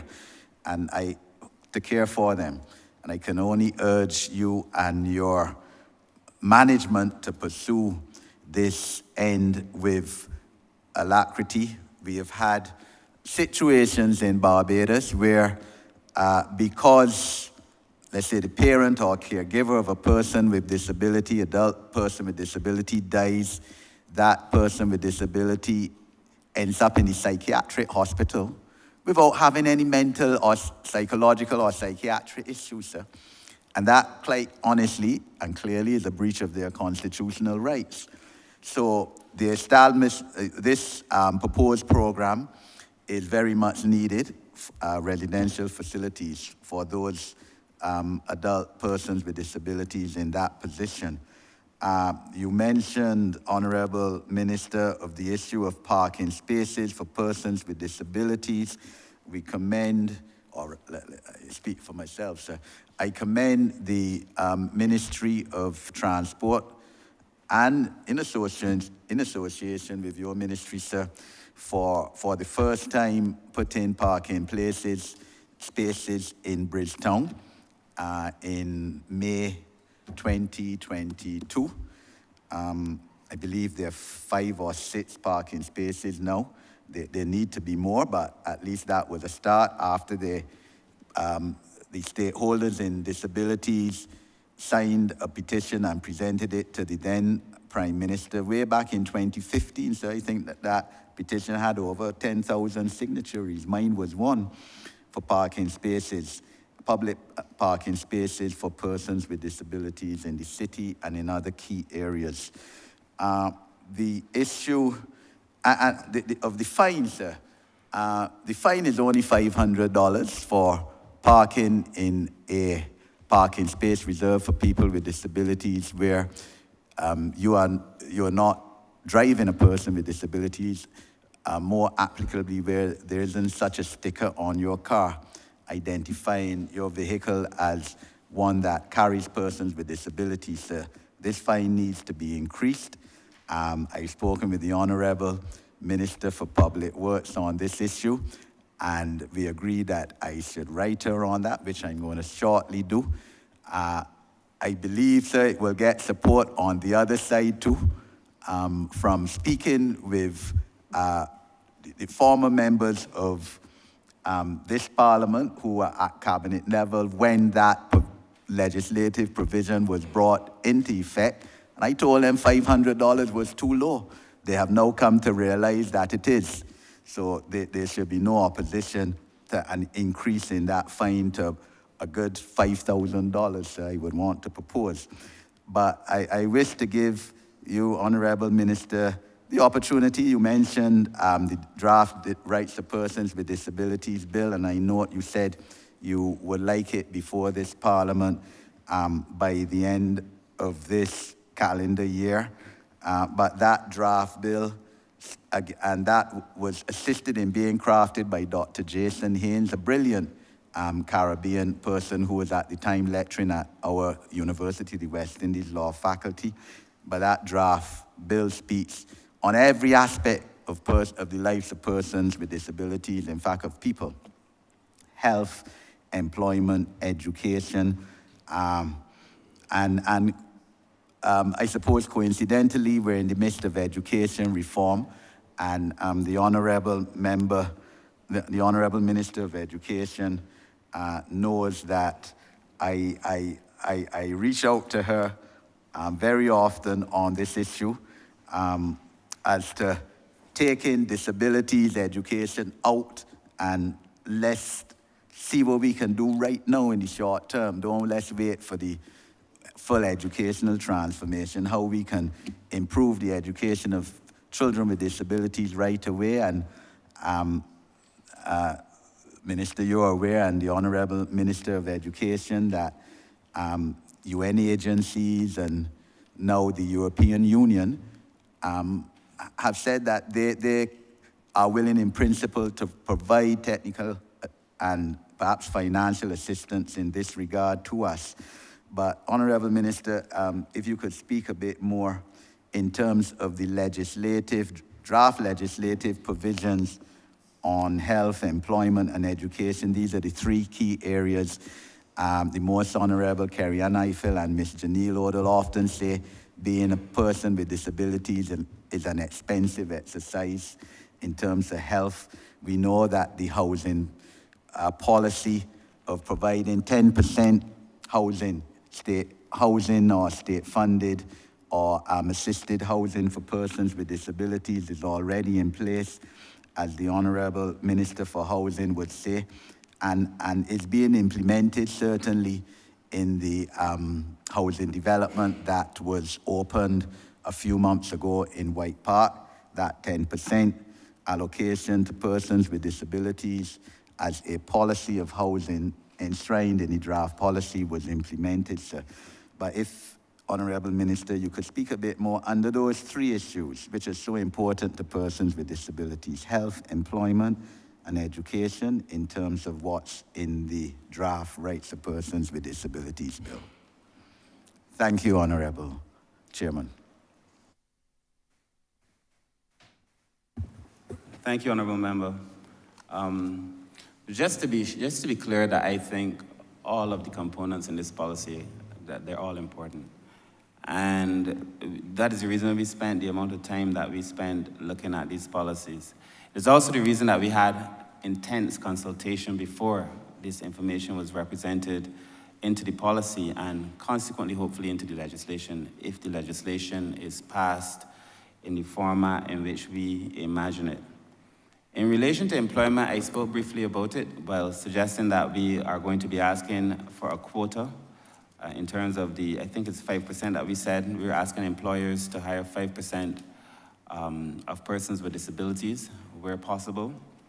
And we know this is going to require further conversation, but employment, if the mission that I outlined in the very beginning in relation to allowing everybody to participate in economic activity made sense, and allowing everybody to be part of the development process made sense. And if we accept human development really is about expanding people's choices, then people should have the opportunity to work. And that is why we're putting that into the legislation.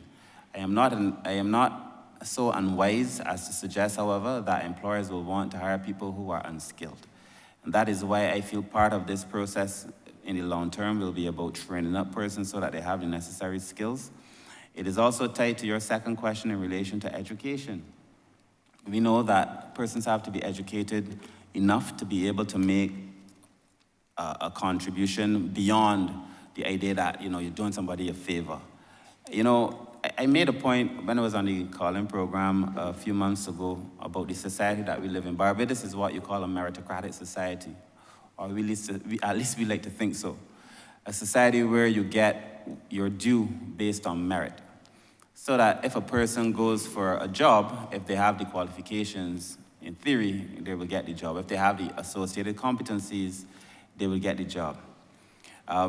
We've seen that that is not always the case. And certainly, if you are not producing persons with disabilities because of the flaws in the system, not the flaws in the person, the flaws in the system, because our overall system was flawed, and this is nothing to do with now, this has been the case for generations. If we do not fix the system, then you're going to produce people who, when they go for the interviews, the employer will say, well, they don't have the skills, they don't have the competencies. But if you think about it, persons with disabilities have difficulty traditionally getting a bus to go places. Transportation is a challenge. They've made it very clear. You might be able to get a bus going, difficult to get a bus back. That is why the ministry has now, we brought 2 vehicles. We're hoping to have another 2 vehicles brought on during the course of this year to be able to help transport persons. But if persons can't get to school, if they can't get to the job, then obviously they're not going to be able to work. So there are these associated challenges that we have to be able to fix. We have to level the playing field. And that is why I think education is going to be important. The early testing, the persons who work alongside persons with disabilities. And as you know, Honourable Member, the biggest challenge I think that we saw, it wasn't even physical disabilities, which is not to say that that has not been difficult. Because I recall if one of my advocates were to speak, if either of them were to speak, and perhaps I would allow them to do so, they would tell you about the challenges in school. Janelle, she gave a speech very recently, a lecture, and spoke about being a person at a secondary school, an older secondary school in Barbados, visually impaired or blind, and the challenges that she faced as a student. And so I know that these things are real. There's some things that we have to be able to fix. I believe it is going to be critical that we fix these things. Sir, I am thankful that the Minister of Education has already made it her business, though, to get down to do some of this work. It is not an overnight thing. And I'm happy that the ministry had those meetings with us. The ministry has been working assiduously to rectify some of these things, sir. But it's oftentimes the bigger challenge I find is for persons with autism. Because the spectrum, sir, as you know, ranges from some functionality to very little functionality. I recall a conversation with a lady who told me her son, now 25 or 26, functions at the level of a 2-year-old. And she, as a single parent, has to physically restrain her 2-year-old man-child, and how difficult it is for her to be able to do it. Now, I recognize that that would be a difficult proposition for a school. So I'm not saying this is an easy fix, but it's something that requires further conversation. What I do know for sure is that we have to offer more support to families who have persons with disabilities. I know we have to offer more financial support. I also feel that the respite care facility that we've been talking about so long has to become a reality so that caregivers have a space to go and relax. It is not easy. The other thing is that when the minister responsible for labor, the Honourable Member for St. Peter, and myself, when we were talking in relation to what is offered at NAS in terms of support for persons with disabilities, because the categories now are very narrow, to widen that category, to allow persons with other disabilities to benefit, but also to allow caregivers to be able to receive something. And then in relation to health, I mean, what else can you say? This has been perhaps some of the most painful stories during that consultation was in relation to health. What it costs to go to a dentist for a person who is able-bodied. You know, you may not consider, but a child with disabilities, a child who's autistic, you know, sometimes they experience more dental issues, but because the system is so flawed, this exacerbates the problem. You have to pay, in many cases, to put the child, what do you call it, like anesthesia, so that the child could have basic, not even operations, basic dental care. Most parents cannot afford that. Or the cost of having to deal with, I mean, just generally other disabilities. Our healthcare system must be in a position where we separate persons who have disabilities and to treat them apart from as if a disability is not a sickness. And the healthcare system must not allocate them as if they're sick. It is that we have to build a system that allows them to be tracked through the system so that their specific needs can be properly catered to. And that is what we're hoping to be able to achieve at the end of the day from this policy. Of course, this is a lot of work, sir. It is going to require the private sector, the public sector, everybody to come on board. I began again by saying that I think this is a private sector problem too, because we want to create people who, beyond coming to the ministry, people who can present and offer themselves up as perfect persons for employment opportunities. And so the private sector has to help us do that. And so I think it's a complex challenge, Honourable Member, but clearly when I look at the policy, when I look at the legislation, it is something that we are working on assiduously. Thanks.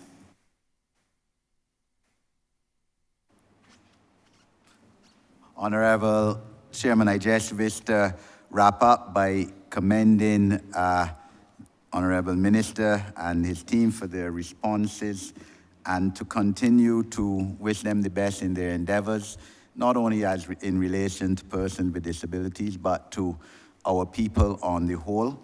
And on a personal note to say, sir, that in my 30 years this year of serving in public positions, sir, I've never had more satisfaction and joy than I've had in the last 2 years working with this ministry on this issue.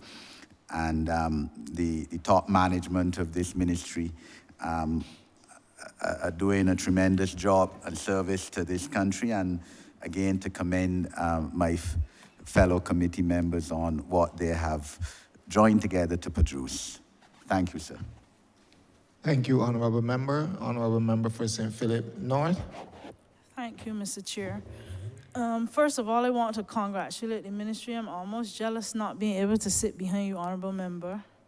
I applaud the work that you have been doing over the last, 2 years?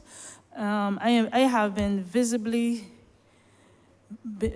visibly witnessed the elder care individuals in my community every day on a daily basis, and I recognize the need for it. I want to say, and I hope to be able to visit at some point, the work that you did in the Lancaster House and the Vauxhall facility. I beg your permission to be able to visit as soon as I can. The questions I have today, well, I'll start with one and see if more developed. I was very interested in the 1,000 Family Program, which was quite ably presented. Thank you very much for that. And I recognize the incorporation of education and finding jobs and all the other things that are incorporated into making this program successful. And that led me to be thinking, I think last year and possibly year before, I brought up the issue of having to call several different departments for one thing, basically. And what came out of that, not necessarily by me, is the amalgamation or the proposed amalgamation of your ministry. And I'm interested in that and how far it has gone and where are we with respect to that. I will ask the Permanent Secretary, Mr. Wiltshire. Good afternoon, J. Wiltshire, Permanent Secretary, Ministry of People Empowerment and Elder Affairs. Thank you for that question. It certainly provides me with an opportunity to indicate where we are with the amalgamation of the 4 social service entities, the National Disabilities Unit, the Child Care Board, the National Assistance Board, and the Welfare Department. As the Minister would have indicated earlier, this process has been in train for a long time. We have made significant progress, and within the next few months, we will be in a position to launch this new entity. Now, we have been speaking a lot today in relation to 3 fundamental words where the work of the ministry is concerned. And those words are dignity, empowerment, and transformation. And in the Barbados in the 21st century simply cannot have a situation where you have 4 entities offering similar services in terms of the National Disabilities Unit in relation to persons with disabilities, welfare, which provides a social safety net, the National Assistance Board in terms of the elderly, and the Child Care Board in terms of child care and protection. So this new entity is based really essentially on a philosophy where we are going to be focusing on a functional organization that emphasizes a one-stop approach as distinct from the disjointed approach now where we have 4 entities offering similar services. And the one-stop approach is really an approach where all of the services are going to be essentially under one roof, or you can have all of these services in one central location. Also, the approach is also based on the decentralization of services where you are meeting people essentially where they are.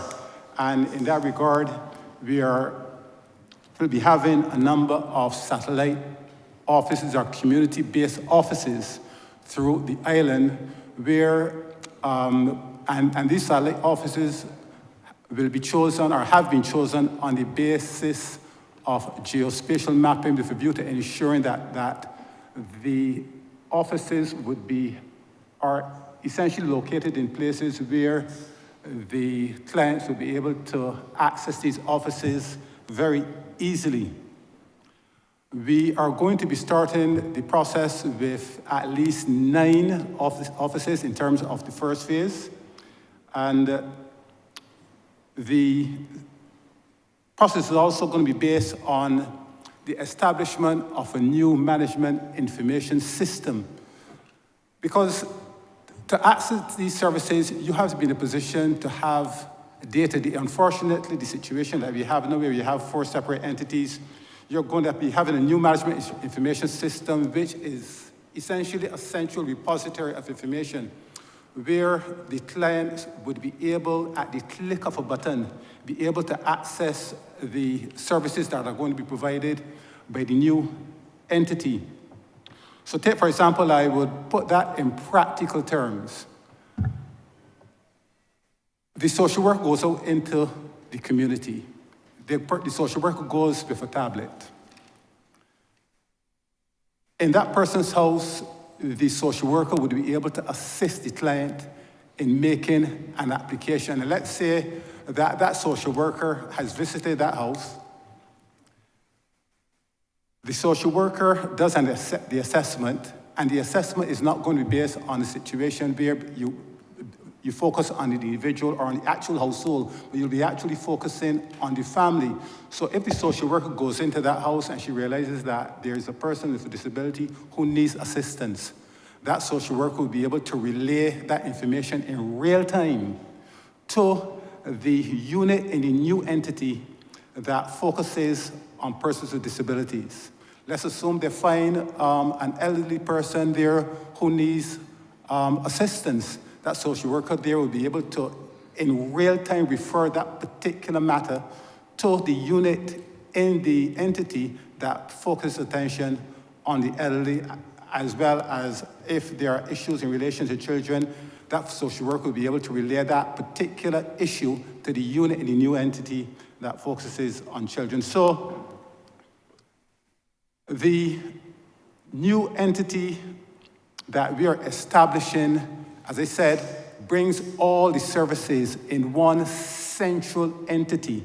And we have, last year we were awarded a contract to the University of the West Indies, the KFL School of Business, to undertake a comprehensive job analysis and job evaluation of the new structure that will be required to carry out, to undertake the services that we need to undertake. So what the new entity is going to be based on a simplified structure based on 4 new directorates.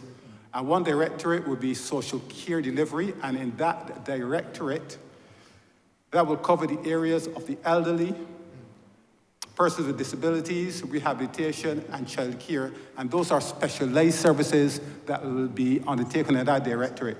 We will have another directorate, family social care and support, and in that directorate, most of the services will be undertaken in the satellite offices. And the functional organization that we are creating essentially is going to be one where most of the services are going to be provided in the satellite offices. We do believe that in several cases, you may need to escalate if you have complex issues to the social care delivery directorate, where those specialized services will be offered. And then we have another directorate called Transformation and Empowerment, where we are going to be seeking to empower families on the basis of several programs. And in relation to that, the One Family program is actually going to be located in that particular directorate. And then, of course, we have shared services, which will be the administrative service arm that will support the other 3 technical directorates. One other matter I want to draw to your attention as well is that rather than see the social workers as first responders, they're actually going to be generous, being able to provide the services at the point of delivery in the actual satellite offices, where we would expect only a few services, as I said, if there are complex issues, to be escalated. So we are at the point now where we have that very comprehensive report. And Mr. Chair, I'm going to wrap up in a few minutes. Not a few minutes. A few seconds, please. A few seconds, thank you. Okay, thank you very much. I will come back probably later on to speak in more detail in relation to the other areas of the entity that we are going to be establishing. Thank you. Just to say, sir, very quickly, that the Amalgamation is something that's obviously very near and dear to my heart. We started this I joined this process when I joined the ministry in 2002. This has been around for a long time. And this is as far as anybody's gotten in this process. I think it's going to make a really big difference. The cabinet paper goes on Thursday. Hopefully we will have cabinet agreement. We have already started meetings with the unions on the amalgamation. The meetings are continuing, and as soon as cabinet approves the final paper, we'll continue those meetings. We've already started talking to the staff about what a new entity would look like and to determine, the best fits in the new entity. And hopefully by the middle of the year to have launched in Barbados this much and long promised family services department to bring a comprehensive, unified, one-stop shop solution to people's social problems in Barbados. Thank you very much. My next question surrounds the home health program. We had a lot of discussion on the elder care program. I want to know what's happening with respect to that. The director will tell you I made her life a little miserable, trying to get vulnerable, the elderly, attended to by the home helpers who are a little more expertise than the elder care. When I was on the board, I recognized the absenteeism there.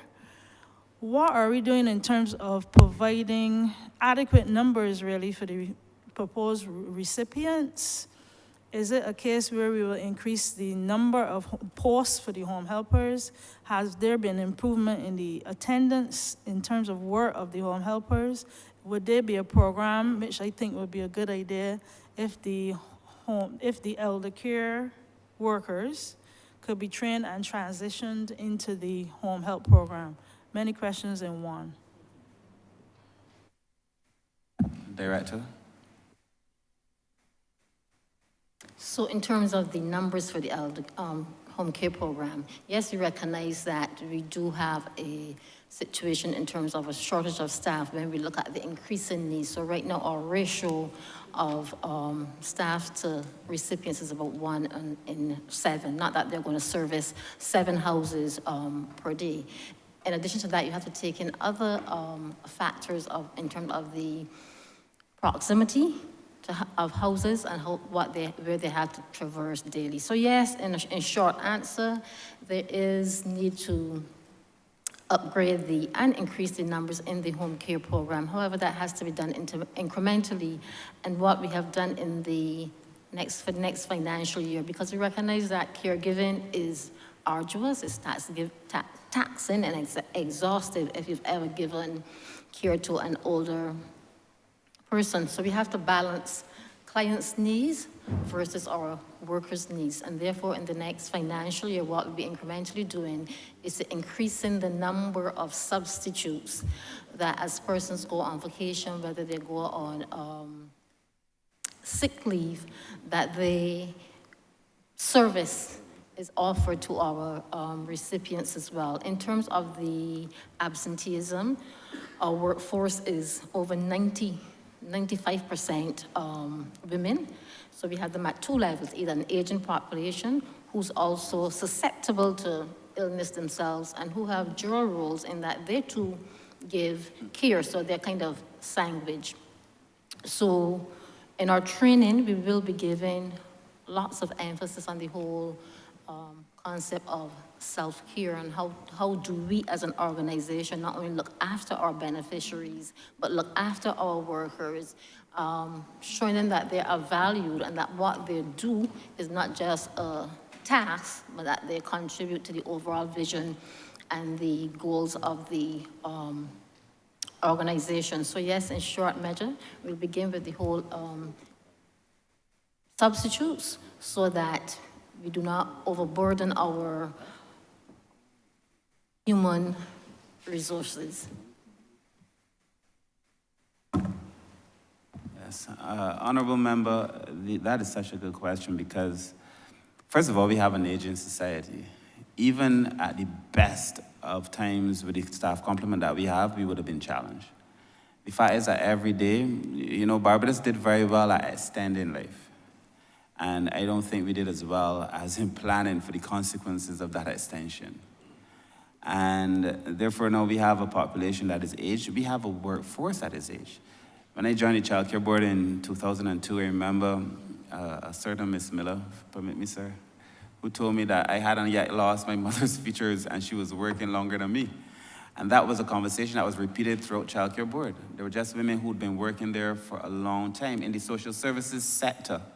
A lot of the staff having, I don't want to call you Colleen, Ms. Walcott, would tell you that a lot of her staff is, they've been working 25 years, 30 years throughout the social service sector. So we have an aging staff.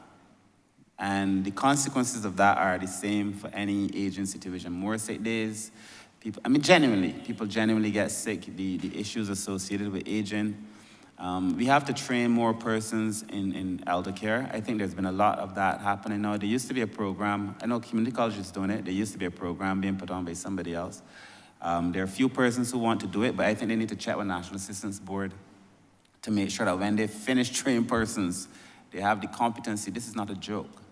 You have to have the competencies to come and deal with an aging population. So there's going to be a need to bring on more persons, certainly. I also think we will benefit, though, from economies of scale when we merge the departments together in terms of allocation of social workers, mostly, not so much the home helpers, so that you'd have access to a wider pool. But I would encourage persons now to go and do the necessary training. Lots of persons want to do the work, but they don't have the skills, you see. People want to come on in the elder care program, but even the elder care program, I was saying recently, the ones who we have on have to be trained, and I feel persons who are coming on either need to come trained or be prepared to train as soon as they come. This is not a joke. And we are taking care of persons who have made such a tremendous contribution to Barbados. You would have seen as chair of National Assistance Board, and I think you did an excellent job. You would have seen as chair that this situation is so complicated, You would have seen that some of the problems that we're dealing with are family problems. A mother or a father who's in need of care, but the son don't speak to the daughter accused the son of abuse. These family dynamics are so complicated. And it requires that our staff have to have the capacity to be able to respond to these emerging challenges. I am satisfied, though, with what I've seen at National Assistance Board. I said to the PS recently, all of the departments in the ministry have really lifted their game, but National Assistance Board has been exemplary in relation to the way they've gone about doing their business. So I take your point. We do need to have more staff, and I just said as I began, 1 in every 5 Barbadians right now, 1 in every 5 Barbadians is over 65. 1 in every 4 is over 60. So we know we have a problem.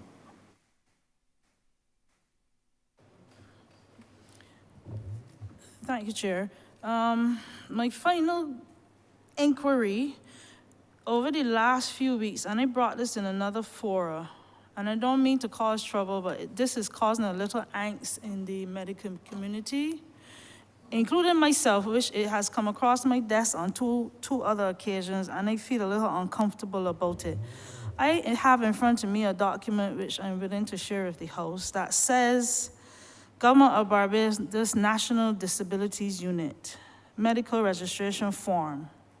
So it basically has, you put in the name, address, and it says for the purpose of the Trident National ID card, it is my professional opinion that he or she has the following disabling conditions.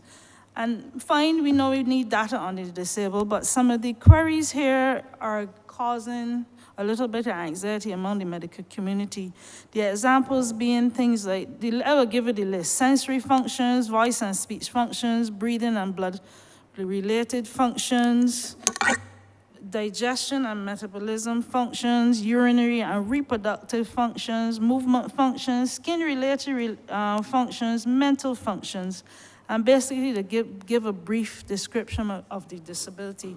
This has come to me from the psychiatrists who were a little bit hesitant in filling out this form. In that case, it was somebody that needed to get funding from her father's pension. The one that came in front of me was to facilitate welfare assistance, and I did it after my usual ranting and raving, but I did it so as to facilitate the client getting support from the welfare department. I just want somebody to address it and see I really don't see the relation with it with respect to a Trident National ID card. A lot of the information is quite personal, example, reproductive functions, to some extent, mental functions. There's still a lot of stigma attached to some of these things. And if I can get a brief or not so brief explanation to it, I'll be very grateful.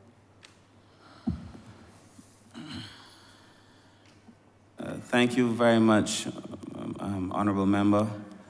This is a very good question. I must tell you that you have brought this form to my attention. I was unaware of this form, and I'd spoken to the director of the National Disabilities Unit in relation to the form, and the data that it was seeking to collect.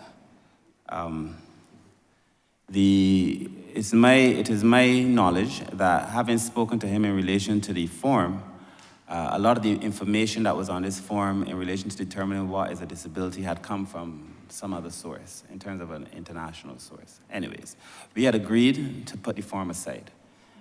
And if they haven't put it aside, then they need to put it aside. And that the thing is, whatever is done in Barbados must suit Barbados.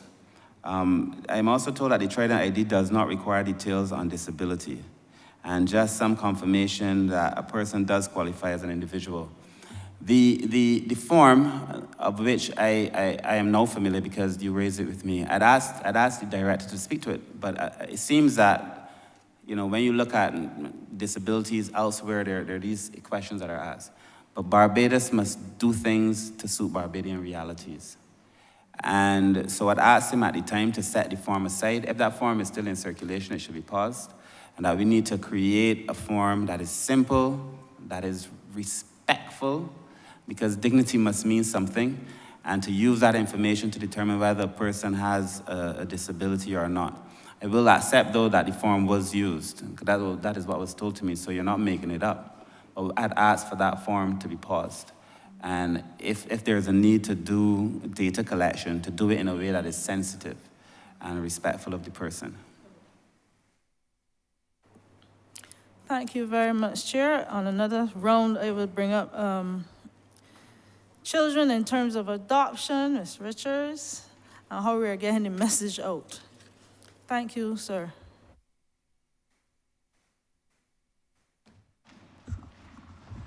Mr. Chairman, I beg to move that you do now report progress to His Honor the Speaker and beg leave to sit again. The question is that I do now report progress to His Honor the Speaker and beg for leave to sit again. All honourable members in favour, say aye. Honourable members against, say no. Methinks the ayes have it.